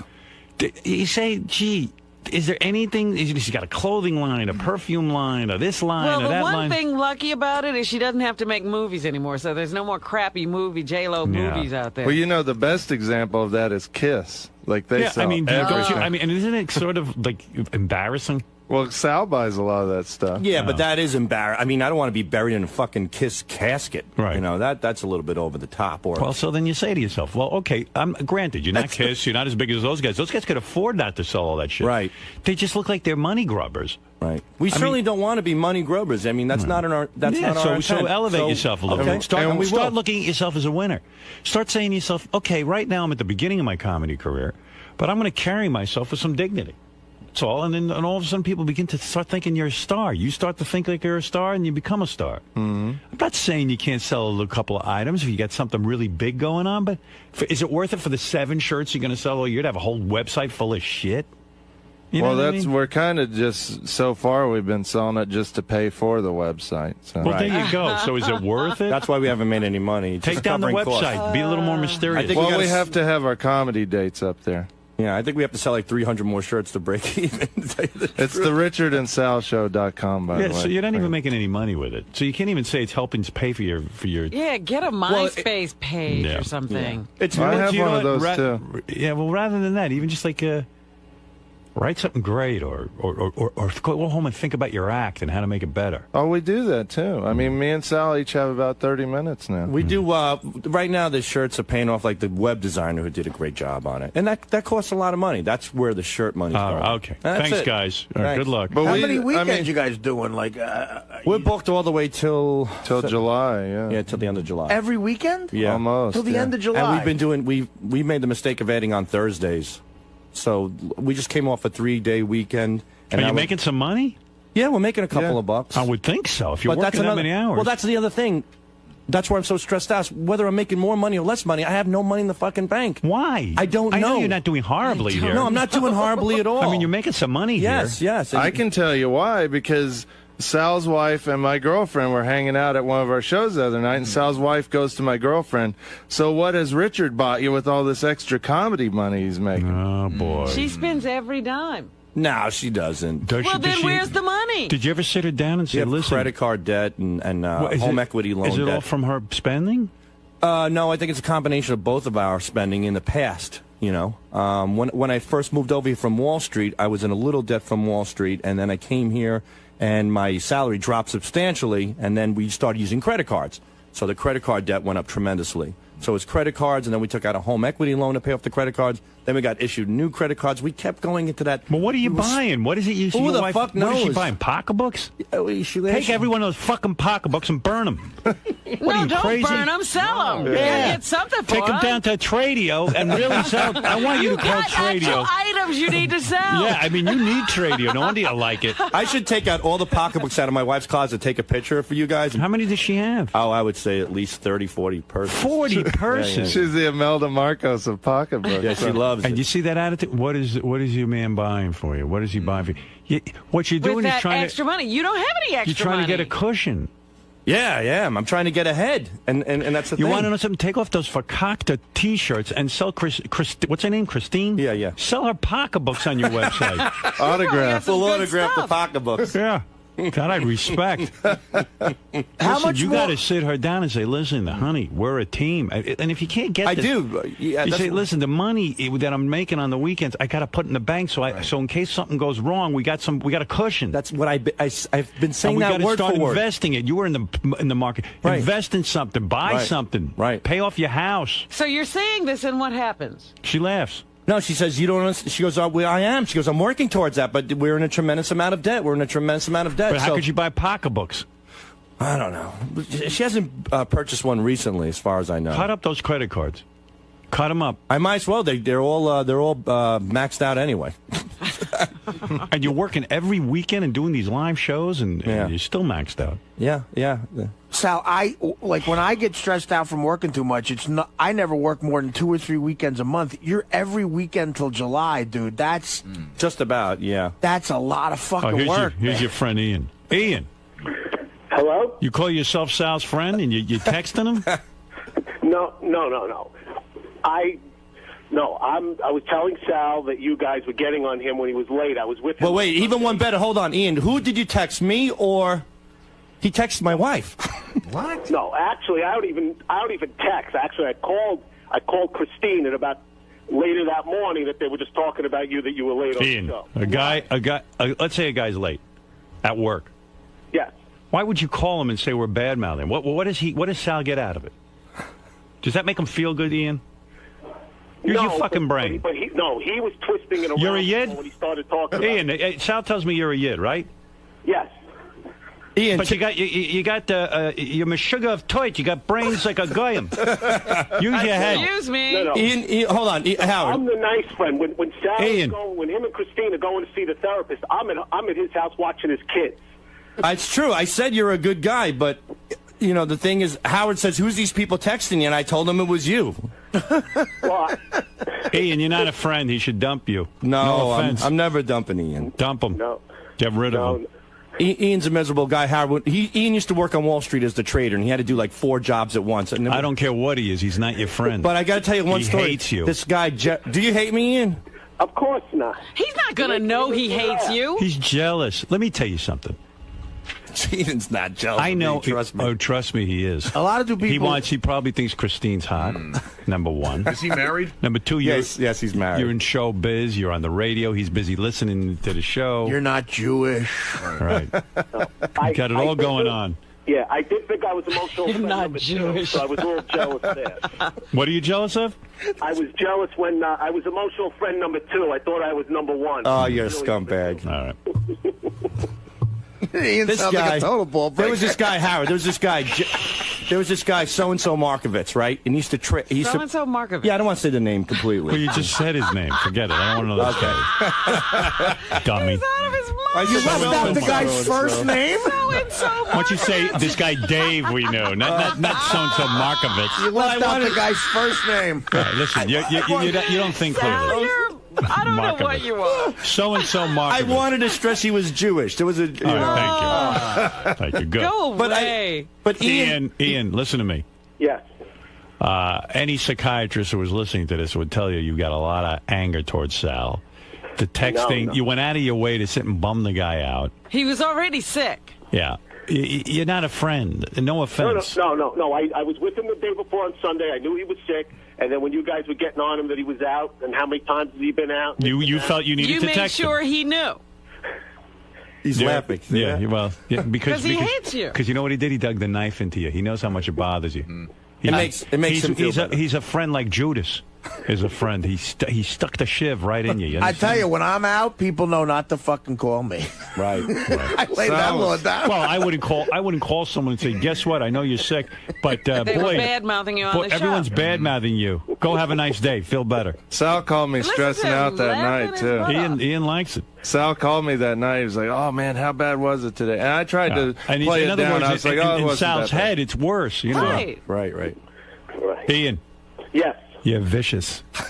No, I'm not, because I met Robin once, and I know her Ian. her friend's brother. Ian, you're vicious. You're a pariah. Sal should get rid of you. That's my advice. No. Cut him out. Get rid of this guy. No, I'm the one picking him up at the train, driving him home from shows. Good. Yeah, so you can work him. All right. Thank you, Ian. All right. Okay, thanks. Have a good day. All right, Ian. Clean up your act. Isn't your name for him Ian the Jew? Like that's what Ian the call miserable Jew. That's what he calls himself. That he's Right, self-proclaimed. Well, you know what? That's great for him. Miserable. That's great for him. I'm a miserable Italian. It's great that he thinks himself as the Jew. Sal, you realize that's how Hitler took over. You're obsessed with people who are Jewish. No, he calls himself that. I know, it's a kind of joke with you're him. obsessed with. That's how he introduces himself on the phone? Right. No, I wouldn't go that far, but he's pretty miserable. All right, thank you. I'm sucked into your world now, and I can't get out. All right. Oh, keep going then. The vortex. My point is that when you look at a career, I don't care what your career is. Right now, you're not on the top level of show business, but it doesn't matter. You conduct yourself like you're tops. You show up to your gigs on time, which you do. You create comedy. You go there, you give the people a good show. Mm-hmm. You leave like a star. We go to the bar afterwards. Now you don't afterwards you go, hey, at the bar, you got to go on our website and get a Tradio T-shirt. I mean, really. We would never say that. Well, whatever you say, it's there. That's who you are. And we'll definitely take your advice. Yeah, Absolutely. think of yourself as class. I hired you guys because you're funny. Thank you. Because you make T-shirts. Right. Thank you. You didn't hire him for the T-shirt? No. Yeah, I remember. Listen, you want to know something? Word for word, I'm going to tell you something. The Jackie rap, I can hear it. It hurts sometimes to leave money on the table. Some guy said to me, well, if you're really ending your career, in the 5 years you're at Satellite, let's really merchandise. Because you're going to end your career anyway. So am I going to go out on a low note? I'm going to say to my audience, hey, go to my website and buy every piece of shit I can think up. I got a sponge with the name Mark and Brian on it. You think I want to be that guy? Definitely not. I mean, shit, it's probably a lot of money. I could probably make a couple of bucks. Big bucks selling that. Everyone wants a Howard Stern sponge. I mean, but I don't want to be that. Johnny Carson could have sold a million things. All right, one time he went into this line of suits, and that even cheapened them. The guy made enough money, he didn't need to do that. All right, you guys are a little down on your luck. You're not making money on the T-shirts. Oh. So what are you doing it for? What, just to have your hands in everything? What are you, moguls? You got your hands in enough. Believe it or not, Howard, I know where you're coming from. Say no to some things. Okay, but you'll class yourself up. But what? People do like him. People do like little mementos. Some people, not 99% of the people showed up didn't buy a Tradio T-shirt. They look at that and they go, "Look at Sal and Richard selling Tradio T-shirts." I mean, I'm with you. I'm fine. Every idea that pops into your head doesn't have to involve how can I bilk the audience. Mm-hmm. Bernie Madoff? If we're looked at that way as bilking the audience, then think about how you're looked at. That's not what we want to be. So I'm taking your advice. Think about a long-term career. I'm taking your advice. You want to do something show business, or you want to write a book? Like Artie wrote a book. Okay, that I understand. That's showbiz. You're writing something. You're offering. I mean, he's still entertaining. Right. Mm-hmm. Right. That's a show business endeavor. You're creating something. Yeah. You're right. Why don't you two morons go write a book? Do something creative. Get done reading one. We read The Secret. Yeah, we could maybe write a prank call how-to book or something. Yeah. No, that's not even good. How to? People know how to make a prank call. You call a number and you go, "Hi, my name's Ethel." 6-year-olds make prank calls. So that's let me ask you, who do you think is going to buy a how-to prank book? You see, that's where your thinking is wrong. Hi, I'm Harry Cock. It was kind of a Here are joke. the names you can use. This is Norma's Tits. How to sell Jewish teeth. How to sell Jewish teeth. Right. But you know what? I'll tell you what, man. If I was going to sell T-shirts, I'd go into business with Calvin Klein. Right. I wouldn't sell my audience some shit. Yeah, call that Calvin T-shirt, I can make that T-shirt. I love Tradio. How to prank Calvin Klein. They are high quality shirts. I don't care. Yeah, that's but the crap you write on them makes them suck. I wouldn't walk around in that. Would you walk around in that? No, you don't. Look at the shirt you're wearing. You're not wearing a I Love Tradio shirt. No, I like Affliction stuff. It's so silly. Yeah, and Affliction actually went to an artist and had that created. Yeah. They didn't just slap their name in big block letters. Although looking at that shirt, I think the artist didn't imagine it on you. The art's gotten to be pretty big on me. You got two big nipples sticking through it. All right, well, but in other words, you come off as we get it. Money grubbers. Melrose, you're on the air. listen, Howard, I don't want to get into a pissing match with Sal, the Dago, and with Richard Christie, all right? But you're absolutely right, Howard, and you're way too nice to these guys. I don't want a pissing match, Mr. Dago. Shut your fucking mouth. Shut your fucking mouth. Melrose is great. All right, he Melrose. really is. No, Howard, wait a minute, Howard. What you think Chris Rock does this, or Jerry Seinfeld, or Craig Gass, or any great comedians? Come on, you guys are cheapening yourselves. Jerry Seinfeld, Craig Gass, and who else? Chris Rock. Where did you get those? Where did you get Craig Gass? Louis Black. Oh, Craig Gass is brilliant. Actually, Craig Gass is in his basement right now developing a T-shirt. Chris Rock probably's got a line of T-shirts too. Probably. I don't know, but you got to kind of weigh what's worth it and what isn't. Howard, you're absolutely right. Right. All right, Melrose. Hey, Richard. Yeah. How much are the pictures? The pictures? Yeah. You got to go to the richardandsalshow.com. I don't know. I don't even do websites. You see, Howard's right. Well, you don't do that, Richard. You want to be a big star? You ever go to like you talk about Disneyland, what a bunch of rape. Right. They take a picture of you off that ride as you're shitting in your pants going down. And you have to go buy it. It's like guys, come on. I mean, you're going to take a professional photographer who's going to take a picture of you and then charge for it? I mean, what kind of business is that? Well, we're not hard-headed. What are you, bar mitzvah business? We're taking your advice. I mean, Richard, I want to buy a picture, okay? Okay. I want to buy one. Do I have to give you my address right now? No. Yeah, give it to us. Go ahead. I'll give you my P.O. box. Can I do that, Howard? You don't have to buy one. We'll send you one. I want to pay for it. How much is it? Well, you got to come to our show and take a picture with us. I live in Los Angeles, California. He wants to know We're coming to California Memorial Day weekend. He's trying to get you to say how much it is. Yeah, how much is the T-shirt? I want to buy one. I want to pay with Jewish money. Probably, I think 15 or 20, something like that. 15 to 20. How much autographed? I think it's 15 regular, 20 autographed. Can I get a personal autograph from Melrose Larry Green? You really want to be the guy who does that? I see Gilbert doing. I see Gilbert doing that. What a schnurr! Now that we got reamed for an hour about it, I don't want to. Listen, I think it was good advice. I know. I want you guys to make money. I know you do. But I'm not sure this is the right plan. That's all I'm thinking. Immediately stop charging more for the autograph. You should do that. Yeah. Okay. Yeah. It just looks a little cold. The audience is pretty generous with us as it is. They bought satellite. Yes. I understand you guys didn't see that directly, but maybe your fans went and purchased the ticket. It's enough. They asked them to spend some money on that. They did it. They probably bought drinks. Yeah, they did. They're very gracious, generous people, and we're how much grateful. more generous They you are want them? keeping you in the club. They sure are, and we appreciate it. All right, thank you. I know every day. Like people come up to me every day. Do you know if you made a T-shirt, how many they'd sell? I don't care. Sure. Now, I'm not saying I always had a lot of money. I made nothing. No, it's certainly true with you, Howard, because I never once had that. 20 years ago, when you were when you weren't making money, you could have taken on that opportunity, and you didn't. So it sometimes says a lot the radio about station would put a picture of me on the T-shirt, and they would give them away. That I was thrilled. I mean, they'd give away a picture. But if they started charging for it, I would have been embarrassed. I remember even that you would talk about taking pictures with Imus. It would burn you up, even though they were free. I mean, just getting involved in those promotional things that you thought were cheesy. Oh, and well, stuff. I didn't want to be associated with him. Yeah, it was just... I was better than him. Right. And now people used to look at me. You think you're better than Imus? He's the top of the world. I go, it doesn't matter what people think. I know I'm better than him. Right. You don't want to be lumped in with that shit. I'm a star. And then they fired me. All right, thank you. All right, Howard. Thank you. Melrose, please, I got to get out of this. I want to wish you and Dawn a good. I don't know. I love when you do that. All right, boys, you could, but don't. We got it. You could sell whatever you want. Just think about it for yourself. Yeah, right, definitely. All right. Thank you, Howard. All right, boys, go ahead. We love it here, by the way. This is like the greatest job we could ever dream of. All right. Okay. Everybody loves it. All right, get out of here.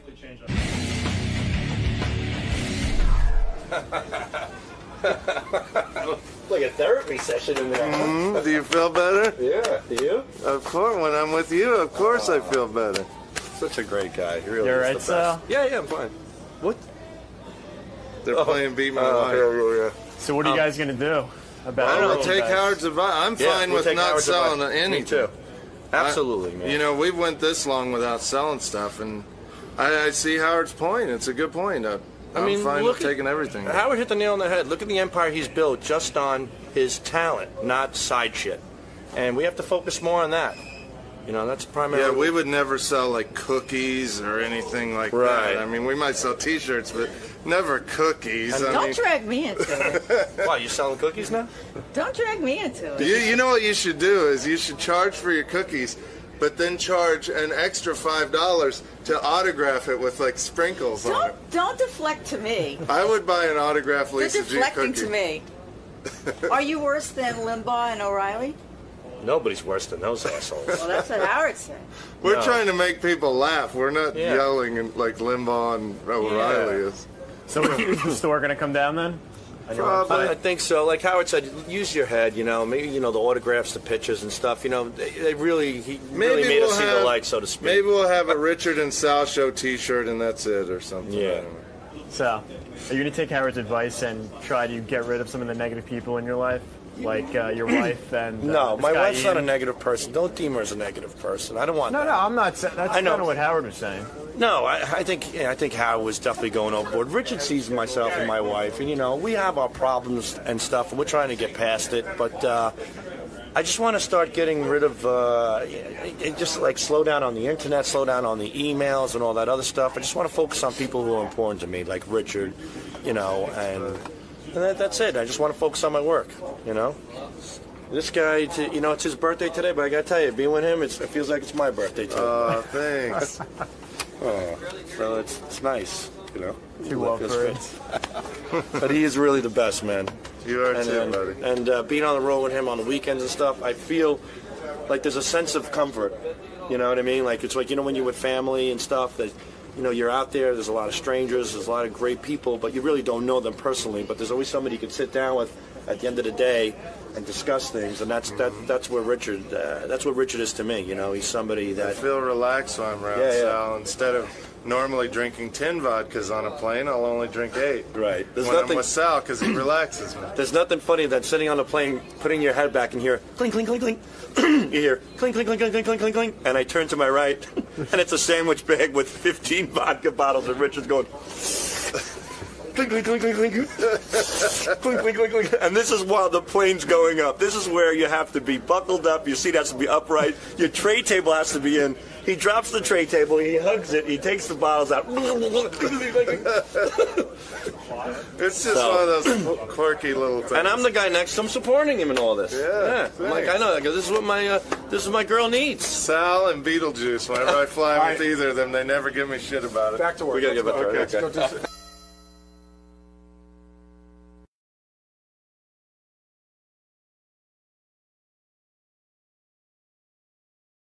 Lisa G has what's going on in the Howard 100 newsroom. Lisa, come on in and tell us everything What's going on? that you're following. Lisa? Hello. Hello. I saw that Ross got Lisa's card for Mike. Yeah, well, Mike wrote me an email. Oh, no. Saying, what about the, 6 of us, Ross and Melissa, You and Beth. and Lisa and Mike, him? Mike and Lisa. What about we all get together? And I was like, dude, what are you writing me for? Write your buddy Ross. He's the one who's got to give permission for you to date Lisa, evidently. That never works because you Right. don't end up talking to the person. Yeah, That of course. big group date kind of Yeah. thing? Beth was like, I don't know why Lisa and Mike don't get together. But Beth was like, Lisa's so cute. Like Mike would be thrilled to be with Lisa. Wow, thank you. So, I'm going to see her today. Who? Mike and Juliet. You're going to go see Beth? Yes. Oh, I thought you were going to go see somebody else. No. Yeah, Beth is on the Mike and Juliet. Did I mention that? No, you didn't. Yeah. She's sitting in for Juliet today? Yeah, it's Mike and Beth. Great. What you wearing? She showed me. Now I'm having trouble remembering because it was like 2 days ago. She's wearing a cute dress. She'll look hot. Did she do another fashion show for you?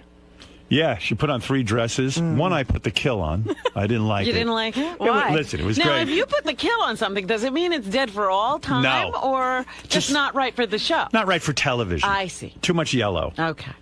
And, so there was some outfit that I thought she looked really hot in. But Beth has these theories here. I don't want to look too... She wants to She's look... thinking of the audience and Right. the daytime, the day part and all Right. that. Yeah, she's got all theories. And you can't tell us about that other TV project she did? No. Oh. No, it's premature. All right. Yeah, trust me, I'll tell you when it's time. Why doesn't Mike just call Lisa? I don't know. There's this whole thing going on. It's so weird. Like, just go out, and if you don't like each other, fine, just be friends. Meet And, for you a know. cup of coffee. He's being very high schoolish about this. Yeah, but His other bros are blocking him. Yeah. And he doesn't know how to make the first move. What's going on? and what does Ross care? Yeah. Oh, Ross was wholly titled. You know, he was invested And you know in what? this. In all fairness to Ross, I think Gary put the kill on it. Really? Yeah. Gary Delabate? Yeah. Gary came in and confessed to me. I was blaming Ross. It's more Gary. I didn't put the kill on him. He asked me what Lisa was like, and I said she's a very nice girl. And he told him that she isn't fun. He asked me if she likes to party, and I said, I don't think so. If somebody asks you, does Lisa like to go out and have fun at a party, what's your answer, Howard? Be honest. I don't know Lisa. And you know, here's my point about romance, okay? If you put it that way, that Lisa doesn't like to have fun, she doesn't like to party, she doesn't, what do you say? Lisa will go out, Lisa will drink. Does the guy ask me, does Lisa like to go out? Does she like to party? And I said, I don't know. I don't think She doesn't, you know what? She's not 12. She doesn't want to hang out till 4 in the morning. No. That's what, and I said to him, I said, listen, I should, and I told you this, I said, I should never be the one. What kind of crazy parties is Portnoy going? Well, I was going to I've say, seen Gary Portnoy. was talking directly to Mike about this. Yeah, I've seen Mike. I don't see him go. You know what? I think, like most guys, he's probably looking for somebody to share some time with. And how old is Mike now? 44. Yeah, it's time. Well, it's got to be time to settle down. It's got to be his time, not your time. Hey, You know, it's but fine. he could just go out on a date. And What I is told this him that. I prelim? When you're he's gotta 44, do? you shouldn't be looking for a party every fucking night. I said to him, you should just go out with her and see what you think. Hey, does she have a cool stereo? I'll make him an apricot sour, all right? Like, to me, I like a chick who, is into me. Yeah, we go out and do some stuff. Yeah, And you know what? She doesn't have to go to every party with him. She's not marrying him right away. Yeah, don't come to every party. No. You know what I mean? I mean, like, give it a chance. Right, no, don't come to Vegas if we're in Vegas. I'm shocked that he's like this. Don't come to the ball games. Gary's Call like... her up and have a conversation. Wait, when someone that age says, does she like to party, what is that supposed to mean? It means he's very mature. No, but what does partying mean to someone who's 44, 45? I don't know. Going out, I would. This is what I would guess it means. It means Right. going out, having a couple of drinks, having fun. Like, Lisa, what's a late night for you? Be honest. Be honest? Honest. Having dinner at 8, that's late. That's like, wow, I'm eating dinner at 8 o'clock. Yeah, I'm you know what? Forget it then. Because these guys... They like don't Ross, go out. No, I'll And go out Mike- on a date at 8. Absolutely on a 8, weekend. they don't get their heart started till 9:30. I've gone. I'd have dinner at 9:30? Yeah, they bitch when I make them go to dinner at 7:30, and it looks like I'm punishing them. You know, Howard, you're so right. They talk about, like, they joke, well, Ross jokes around, like, when we went out to dinner that night when you took us all out, Yeah. he goes, I guarantee dinner will be at 7, which is fine with me because that's Well, by the way, just based on that information, Ross will never come to my house for dinner Oh, again. here we go. You enjoy You Ross. should shut the fuck up. You enjoy Ross. He talks too much. But Ross and those guys, Meanwhile, Ross comes over, he has a good time. Ross has a great time wherever he goes. When those guys come over to my house for dinner, like by 11 o'clock, I throw them out. Absolutely. They all go out. Well, They I've go been out. out with Ross. They You go don't out. get to bed until 5 o'clock in the morning. Right. Ross always wants to, even at your wedding, Ross wants to go out after that part. I know. He's like my kids. Well, after Howard's New Year's party, especially, remember that? After your New Year's I threw party, everyone out at midnight. Yeah, right, and he was right there, man. Social director Ross. Right. We got Putting together the next venue. I And it don't was know how he fun. does- Yeah, What those he put guys together was fun. When they hear 8 o'clock, it's like, oh, what dinner? a drag. And Ross, they like to go out to the clubs. Yeah, they like to go to clubs. Yeah. Although I always think a Mike might be past that, and maybe he just does it to hang with Ross. I don't know. I mean, they're like this, so he's going to the clubs because Ross is always going to the clubs. Yeah, if you want, would you go out to dinner at 9:30 and then go to a club afterwards at midnight? No. No. I'd meet someone for a drink, maybe, at 9:30. but not Forget for it. dinner. You know what I'm calling? I'm Yeah, saying we this. got to put the kill on this. Ross is right. It's not going to work. I see what they do. Because Maybe you're he'll- like me, actually, because I know. I had a New Year's party. We went like this.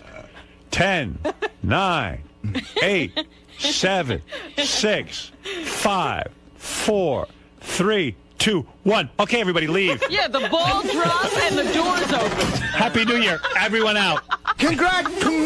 Get out! Can everyone go home now? I need to go to bed. Happy New Year. Quite frankly, I would have had you out of here at You 11. know how they have those sticks in Japan? We were being shoved out the door. Howard, that was the craziest thing. To give you an idea, all the way uptown, we were down. Lucy, you like that? Oh yeah, you practically turned the lights off and on. Lucy, you all right? No, that's so funny. Oh my god! It was like the doors were on a timer. Don't let the door hit you. Well, yeah, exactly. You want to know what, too? The night we were having that party, I remember I'm with Beth. And Beth's like wearing this sexy outfit and Yes, everything. yeah, I remember that one. And my cousin was catering the party and Yeah. planning the party, and it was up in my apartment, and we cleared out all the furniture and everything. So I guess I said everyone could start coming at 7 o'clock in the hopes that by 5 hours later they'd be tired. They'd be tired and ready to go. And so it's like 7 o'clock, and I'm looking at my watch. It's 10 after 7. I go, these motherfuckers, I hate them all. And Beth goes, who? I go, the people we invite. She goes, what do you mean? I go, it's 10 after 7. The party is called for 7. And they're not here. I'm prompt. I go to a party when it's called 7 o'clock. But do you realize that some people look like a tool if you show up exactly like some people? Of course, but I'm nuts. I want them to get their party over with. The second I decide to have a party, I know it's a mistake. Because I'm like Lisa. I mean, if I was looking for a girl, I'd want a girl like Lisa. Hey, you know what? It's me. Eat up. Beth and I go to dinner, 7:30. We're done by 8:15, and we're in bed by 8:30. That's my night, and that's what I like. He's upset with Ross for saying that. Even Beth says that. Right, but Howard, when you were single, the hours were longer, weren't they? Not much. You were. No. I used one time we went out to dinner. I'm single, right? So the guys would say we have to go to dinner later because the clubs don't happen till midnight or 1. I couldn't accept that. So I would have dinner at 7:30. We'd be at the club by 8:30. We'd get there. 2 girls would be there. They're not even open I'd yet. say, who's the better girl? And then let's party. Let's dance. Let's have some fun. And then I'd leave by 9:30. I can't take it. You left the club at 9:30. People didn't show up till 11. Yeah. I missed everything. I would say the night of your New Year's Eve party, the thing that I'll always remember was it was right after 9/11. Right. You know, you're all the way, up pretty far. We got to Times Square by 1:15, and we were stopped. Dominic drove us. We got stopped every 3 blocks by the police. So that means we must have been in Dominic's car by, I'd say 10 after 12, 1:45. Absolutely. That was it. The party was Gary. You saw the countdown. Everyone said Happy New Year. What do you do with everyone? But there You've was been almost together 5 fucking hours. But there almost wasn't even like a get out a buffer like usually out the door. An early New Year's Eve party would be everyone out by 1, right, buffer. Robin?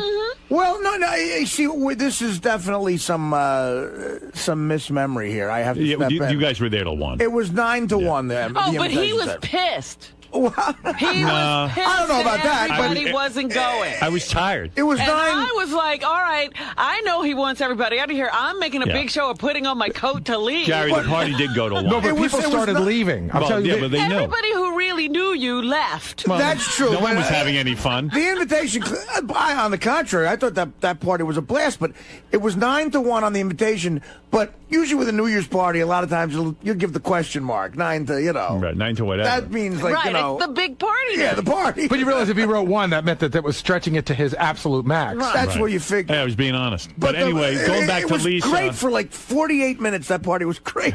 Going back to Lisa and Mike and Ross and their partying ways. Sometimes I think Mike just goes along with Ross. That's why I thought Why Lisa. do you think that? Why they're great friends because they like to do the same thing. Yeah, maybe you're right.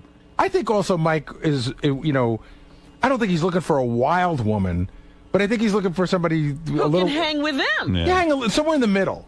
I mean, Lisa that's why wants I think Ross might have been right. Like Ross was just saying, look, it ain't going to work. She ain't going to come out with us. She's going to be bitching by 9 o'clock that she wants to be done with dinner. And I can tell you, Drop me off. the night that we all went out with Nick Manning, Yeah.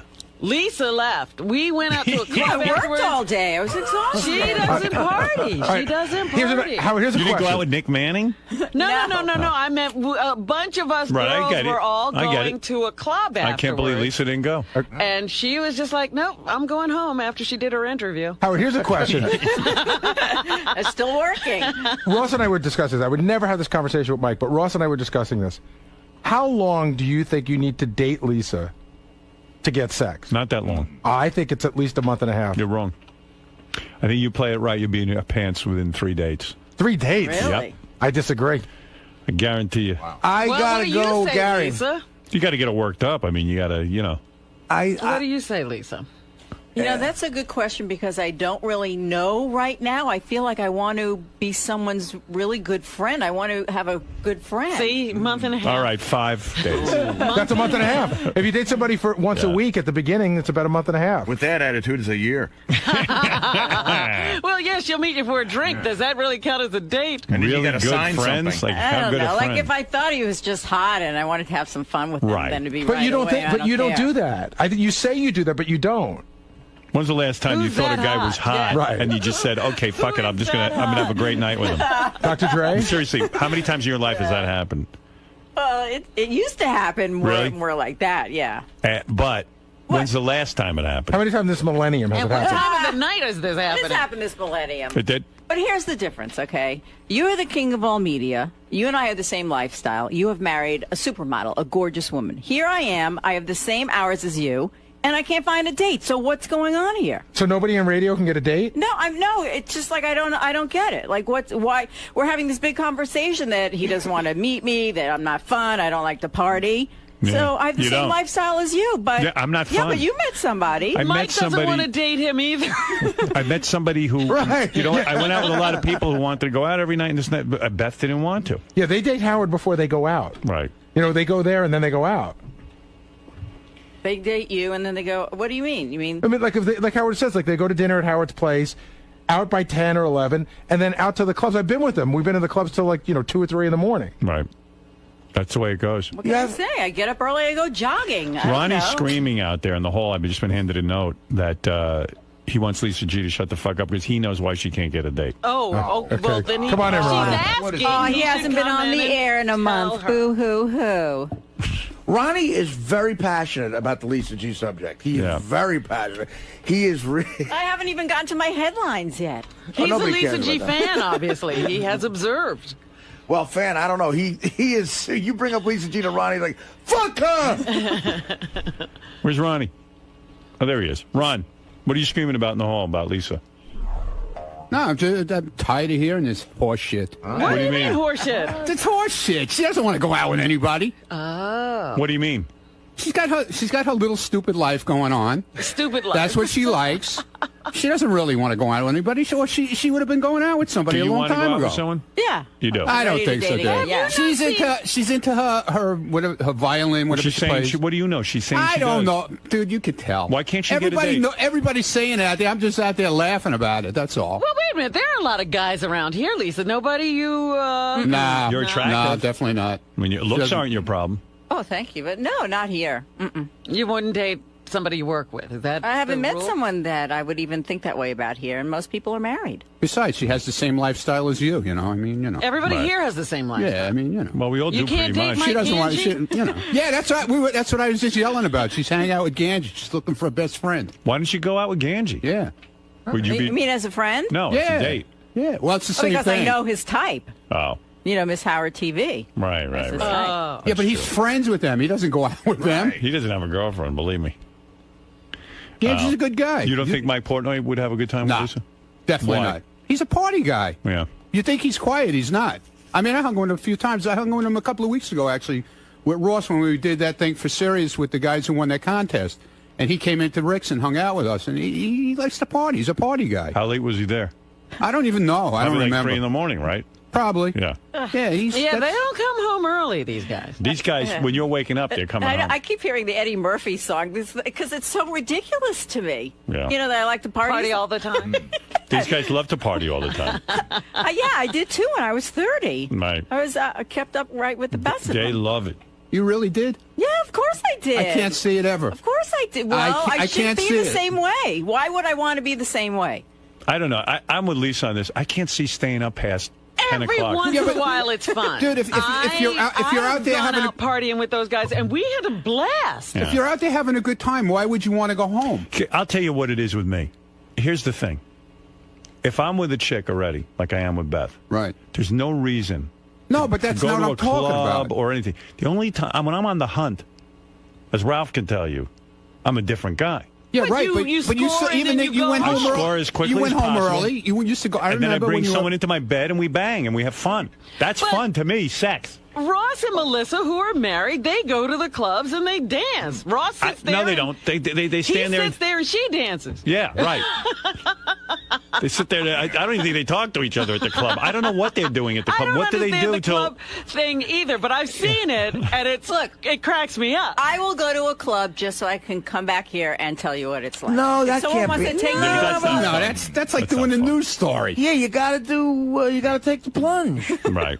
I'm telling you, I was in Atlantic City with Mike and Ross. It was the greatest time. But what did you do? We ran around. We were at the Borgata. Tell me what the fun All right, was. so first we had dinner. Right. Okay, that's fun. At what time? I think it was early because we were there because Booker was having his birthday party. Okay. So we ate dinner early that evening. Then we went to Booker's birthday party. We stayed there for a good 10 minutes. Right, because that was some fun. Right. Then the guys wanted to gamble, so all the guys split off and went to the tables, and the girls went to one of the bars, and we sat there and drank and told stories and laughed and got hit on by the guys at the bachelor party.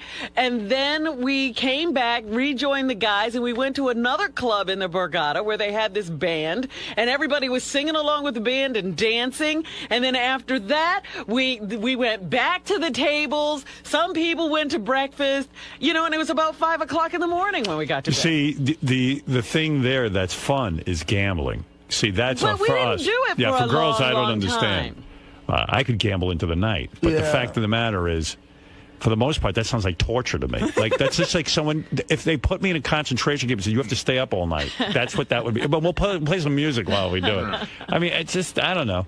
Maybe it's from getting up early all these years. But it was fun that night. Yeah. We had a great time. It sounds horrible. I wouldn't want to sit and talk to people all night, hear their funny, dumb fucking stories. And I just, after a while, it's enough. It wasn't an all-night thing. Dinner was fun because it was like crazy, and the table was, we had 12 people at the table or something. A great conversation. Gives me a headache. Too many people. Then, off to the birthday party, saying hello to everybody. Moving out around. Of there. I hate that. Then going, the splitting up, the guys going to gamble for a while. I don't know. I don't even think they gambled for more than an hour. And then so we all annoying. went to a club and listened to some now music. I have a headache. You're so funny. That would drive me crazy. And even last week, I met the girls for drinks before the McCartney thing. Then we did the McCartney thing. Then we went out to dinner. I didn't get home until 3 o'clock that night. Wow, where'd you go me. for dinner? Saturday night? Spice Market. Yeah. Oh, that's and fun. you're not yawning the whole time? You're not ready for bed? No. No? Wow. Shut up. I'm just jealous. Spice Market's fun. I've been there. Yeah, So you that's had a fun cool there. place. Yes, I did. But Robin Well, has you're done home this. by 9. Robin's done a whole 180 where she has this lifestyle now, and I guess it does give her a lot of energy. She goes out and parties. I mean, but So, like, what did you eat at Spice Market? Steamed broccoli or steamed cauliflower? I didn't have steamed anything. I had whatever vegetables they serve at Spice Market. Oh. And pick it there's out of the sticky dumpster. rice. Pick it out of the Stinky rice? We have no food left. Ginger Get it out of the rice, dumpster. Coconut rice. Give me some of that stinking rice and give me some vegetables. Serve it to the nut at table 4. sell it to the 34 and 4. Crazy. What? Yeah, but I want to know what. All right, Lisa, what is Ronnie? Thank you. I don't. So What she, would entail fun at a party? Like, if Lisa's at a party, what's fun there? What do you do at a party that's fun? what does anyone do? I don't know. Stand around, talk, Right. That's partying to you. Artie should come What is come to a partying? cookie party one year. That's what- that's well, you know. fun for her. Well, partying when I was in my 20s and early 30s in New York meant, What? getting coke. Don't blow. Yeah, She's not going to do blow. Right, but I'm saying, but she never was like that. No. So what's the... Look, she's a cookie nice party. girl. If you Yeah. wanted it, listen, if I was Mike, this is the way I'd look at life. You find a nice girl, you want to spend time with her, if they're attracted to each other. Well, nobody's going to have your lifestyle, Well, Howard. I'm telling you what they should have if they're Oh. together. If you really want to be with someone, you do things together. You don't have to share every interest. You go to movies, you whatever it is, you hang out. And if you enjoy her conversation, you think that she's a reasonable person, you have a fun time together. But these guys, they're looking for parties. They're looking for the 3 in the morning. if that's what he's looking for, then you're not the girl. Right. It's not. You need someone to hang around with you. You couldn't till do 3 in the that morning. at all, huh? No. No, I'm not talking to you. I'm talking to Lisa. No, I'm You answering for really- Lisa. You really enjoy Mike. You're looking at the clock the whole time? Yeah. No. I've been with Mike. I'm looking at the clock the whole time. It would never work. With Never. this shift, your eyes No. do No get way. a little droopy, just like, Yeah. you know. Ronnie's right. It would I'm right. never work. And Ross is actually right. It won't work. All right. There's a lot of opinions All right, going on so- about Lisa out there that she hasn't been out really since 1973. All right. I thought there might be a match, but what do I know? Never happened, dude. Okay. No way. You're Thanks, going Ron. to have to think of someone else, Howard. All right, I'll get to work on it. I can match her up with a lot of good guys, but most of them are married. Yeah, that You won't are work. the worst. But they would go out with her. Why not? These guys would definitely go out with her. And they want to be done early, too, because they got to get home. Yeah, they got to get home to their wives. Yeah. You need a married man. Yeah. You kind of do. You know, he'll have dinner with you at 6, go home and have dinner with his wife at 8. Yeah, that might be true, actually. Yeah. Yeah. Ron, Yes, sir. what kind of guy do you think is good for Lisa? Ganji. Ganji's the perfect match? Yeah, Ganji's perfect because he's every girl's best friend. So it'd work out perfect for them. They could go to dinner at 6, be home by 9. Ganji passes out. He goes to sleep at 9:30, 10 o'clock, and he's always sick. So, you know, that'd be a perfect match. She could take care of him. Yeah, she could take care of him. She could, you know, put hot towels on his head when he has his little fevers and everything. It'd be great. Her and Ganji would be really good together. But this Mike guy, She's a wouldn't be, homebody. Ganji likes homebody people. but You know? this other Mike wouldn't. You don't think? it'd be a good idea? No way. Mike likes to party all the time. I mean, he likes to hang out, but he also, you know, party and hanging out. That's where, you know, it all comes together. What do you think Lisa would do? Like if he were to take her out and they went out to like a club, think she'd just She'd be go like, home. She wouldn't stay. It? She wouldn't stay. She would say, "Could you put me in a cab and send me home?" Because she came to Rick's one night. She had to do. I was doing something there. And she was covering it for the news, and we invited her to stay afterwards. It was 8:30, and it was like, "Come on, Lisa, sit and have dinner with us, have a drink." "Oh no, I got to go home." You know, that's her, man. You know, she's like 90. You know what I'm saying? I hear you. She doesn't have no step, man. No step. She's Look like, at you. I got step. She has no step. Pretty spry for an old dude. There you go. Oh, I got a voicemail. Who could have called me? Yes, hi. Maybe you got a date. Maybe I'll go out with you. No, it doesn't seem like Mike's going to be available. Well, Is what are that you a gonna little do? disappointing? No, because if that's what someone really likes to do, then you know we're not meant for each other. You're not so. the party type, right? No, I used to be when I was 30, so it's a little too late for that to go backwards. What about Ronnie's suggestion of Mike Ganji? No, I know Mike Ganji's type. I am not his type, so. No, Mike's a lot of fun. Like all the guys here are a lot of fun. But I think of them more in a brotherly way, so. That's a story to be continued. What exactly? What type of guy are you looking for? What would be good for you? Someone like Howard. We have the same hours, so. You know, it's hard to pinpoint it really is, but someone who works hard and someone who also appreciates what I do. You have to appreciate each other, so. And that's what Beth and Howard do. They really appreciate one another and they respect each other. She likes to jog, he jogs, he goes to bed early, she goes to bed early. So Let that's the it. truth be heard. Someone like Howard. That's right. What's so bad with Let that? the truth be heard. He's jealous because I didn't say Oh, Ronnie. yeah, I'm jealous. Yeah, I'm jealous. Yeah, I'm really jealous. Yes, you What are. am I jealous of? Then why'd you just say that? Because you always say that Howard's and Howard's not the guy that you fawn over that No, TV I don't screen. fawn over oh, him. you do. Come on, I'm give me a watching the break. screen. No, you fawn You're all just over jealous it. that you're not like him.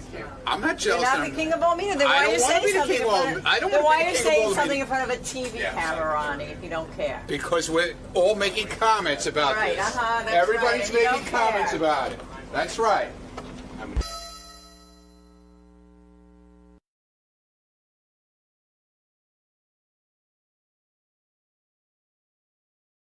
Good morning, everybody. What's happening? Yeah. Got an exciting show for you today. By the way, stopping by in the show today is Joe Frazier, one of my heroes, who I believe was a great world champion of boxing, who was 10 times more talented in the ring than Muhammad Ali, and 10 times the man Muhammad Ali was. That if people who are boxing fans or just fans of great, iconic heroes, the true hero of that era was Joe Frazier, not Muhammad Ali. Start that again. Well, I think you really need to watch a special that's going. In fact, that's why Joe's here. HBO has commemorated the Thriller in Manila, which I know. I saw that promo.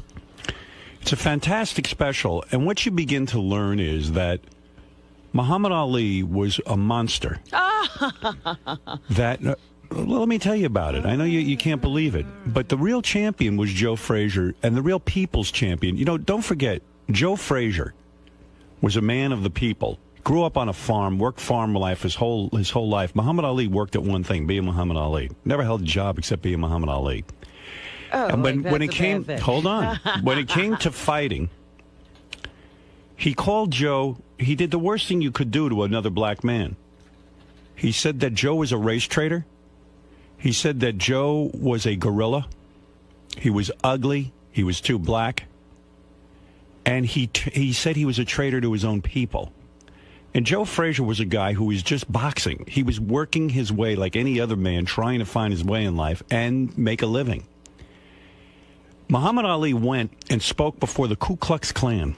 He went and, if you can believe this, spoke at a Klan rally and said to them that he wanted to see the races separate, just like the Klan. Oh, yeah, that he approved of the Klan and palled around with the Klan. The very same Ku Klux Klan that was tying a noose around his brothers' necks and lynching and burning crosses. He sat there. Well, I think that you're not looking at it in a certain context. You're looking at it as a white man. Look at it as a black woman. No, but I'm looking at it as a person who grew up in a confused society. What Ali did to Joe Frazier was worse than a lynching. Did he call him Cassius Clay before Muhammad turned on him like this? You can't answer that question. I think, yes. No, you have to watch the special. I can't answer the question. Okay. The fact of the matter is that Muhammad Ali was beating up Joe Frazier so badly that his own people, black people, would boo him and shun him. And, I mean, what did he have? You're not answering my question. In the verbal war, he went Cassius Clay. Big deal. He didn't call him a gorilla. That was the thing that he got really upset about. You got to know what upsets people. He sat and held a rubber gorilla in front of Joe's face. And white people loved it, by the way. You know, for years, dark-skinned black men were, ugly and disgusting, and Cassius Clay went right into it on him. Excuse me, you act as if Cassius Clay was enlightened. Cassius Clay did terrible things to Joe Frazier, race baiting. Cassius Clay did the same things that black people are doing to each other today. I'm talking about Cassius Clay, your hero. Today. And Joe I never Frazier. said he was perfect. Joe Frazier was a better fighter. He was not a better fighter. Was not a better fighter. He was. How come he lost twice? He lost once. He lost twice. Let me tell you something. Hold on. The second, you don't know anything. What is it, Gary? Okay, he won the first fight. That's right. He lost the second fight. And by the way, okay, go ahead, yeah. And this fight, Robin, you know the story. Ali wasn't getting up for the 15th round. And they wouldn't Joe didn't get up first. That's why the fight was lost. Joe was blind for the last 4 rounds. His eye, blind in his left eye, right eye closed. And he had a manager. These were terrible fights. But who was declared the winner of the third fight? But I'm just saying. That's exactly right. He was lynched. He was lynched again, Joe Frazier. Joe Frazier. Here's the proof. Forget everything else. See who's talking and who isn't. See who's walking and who isn't. Well, maybe Muhammad has paid a price for the way he lived his life. Karma. But Joe Frazier not doing all that well either. Joe Frazier lives in Philadelphia in the gym that he trains in. He has no money. It's a very sad story. He has no money. He doesn't have a lot of money, no. Oh, dear. I didn't know that. I mean, he made a lot of money. Sure. Listen, what's he doing? Who knows what he spent it on? Probably with Bernie Madoff. Well, Ali didn't have a lot of money either at the end of all the things. But here's the sad part about that. Muhammad Ali, they've whitewashed his image so much so that people like yourself buy into him. Well, he did do a courageous thing, and that is why people revere him, not for who he was, but he did a courageous thing. But so-called Cassius Clay, Muhammad Ali. You can call him that now because he can't beat you up. Let him come in here. I'll take him on. That's right. I know you Bring will. in Cassius Clay. I'll kick his ass. Cassius Clay, Muhammad Ali, like you like to call him, he's a character, this guy. He is a character. But he got to sell the rights to his name. He got recently, I think, about $50 million to have his estate run. And Joe Frazier's name is nothing. And Joe Frazier was a great boxer. But you know why? I'll buy Joe Frazier memorabilia. But you know why? You don't buy memorabilia. Well, if I did, I would. You know why? Because Joe kept the fight going. He never embraced Ali. When all of that was, run over and hug him and get your face in the pictures with him. Hug him. He kept that fight going. Joe's the best. Joe said, "You don't call me those names, and I don't forgive." And I love Joe Frazier. And that's been great for him. I love Joe Frazier. I love Joe, too. No, you don't. You just don't know what it is to be black. Yeah, I do. I know better than you. You have no idea. You live the life of a white woman, a white princess. What? You live the life of a white princess. I'm a black princess. I'm blacker than you. Believe me, I've been the black man. You and this documentary, you are white people analyzing black people who were raised in a racist society and driven crazy. I'm a person. This demonizing feeling for Joe Frazier.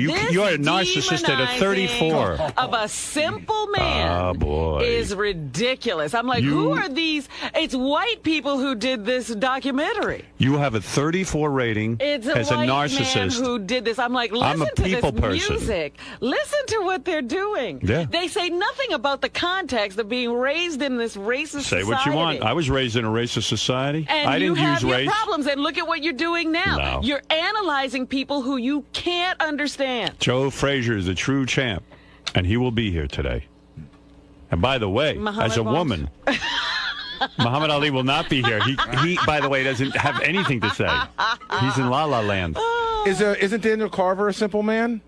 He's simple. I don't expect... Wait, hold it. You expect me to think Daniel Carver has a rational thought about So something? you forgive Daniel Carver? Right. I do forgive Daniel Carver because he's out of his mind. I don't pay attention to Daniel Carver, and Daniel Carver has nothing to do with how I feel about myself. But would you say then that goes to all people in the KKK? Yes, they're dumb and under some delusion that I have some responsibility for how their lives are. So Ali is dumb too. Absolutely, he's dumb. That's right. And Joe Frazier is the people's champion. Read what I say in my book.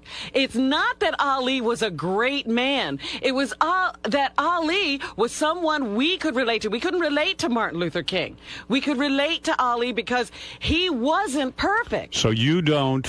But he was brave. You're not angry with those guys who lynched people, are you? No, they're just dumb. Oh, here we go. All right, here there we you go. I could I'm be angry at the entire society and the entire country. You know, when somebody, you got the wrong hero. When somebody raises their hand and says they've not always been proud of America, white people scream, "Whoa, you're not a patriot." Now you're using it the opposite way. Joe Frazier is the people's champion. Just remember that. And rewrite your book and put Joe Frazier. Brainwash me, hunky. Joe Frazier, the man. And don't you even talk to Joe when he's here. I won't talk to Joe when he's here. Because you're going to try to rile the poor man up again. Oh. Let him have some peace in his life. Wait till Joe gets here. This is so ridiculous. Do you know this During is the interview, face the wall. Shame, the wall of shame. Now look at you trying to master me and tell me what to do. Yeah, I've been trying for 20 years and you finally wised up. You won't listen. Whatever. Anyway, so Joe will be here. And we love having him in. And stop trying to demonize Muhammad Ali. Oh, I'm not demonizing him. I'm demonizing you. His life, and he's suffering for whatever those crimes are that he did commit. Thank you. Well, now you're talking. He doesn't need you to be his judge. And you should feel... I judge him. You should feel inadequate to judge anyone during this era. No, I'm totally out of These were it. people, we were all fighting for our freedom at that time. By the way, Robin wants you to know Hitler was just a simple artist with a No, dream. Hitler was a maniac who come on, got he's your hero. who got control of another bunch of maniacs, and they all followed him. So do you ever get upset at anyone's behavior or no? Surely I get upset at the actual behavior, but you can't expect crazy people to have rational thoughts. Your hero, Muhammad Ali, Was a crazy person. is the wrong Driven hero. crazy by the society No. he was grown up. The wrong hero. You need to worship Joe Frazier. Because for Joe to be subject to someone else calling him a gorilla is ridiculous. It shows a lack of character.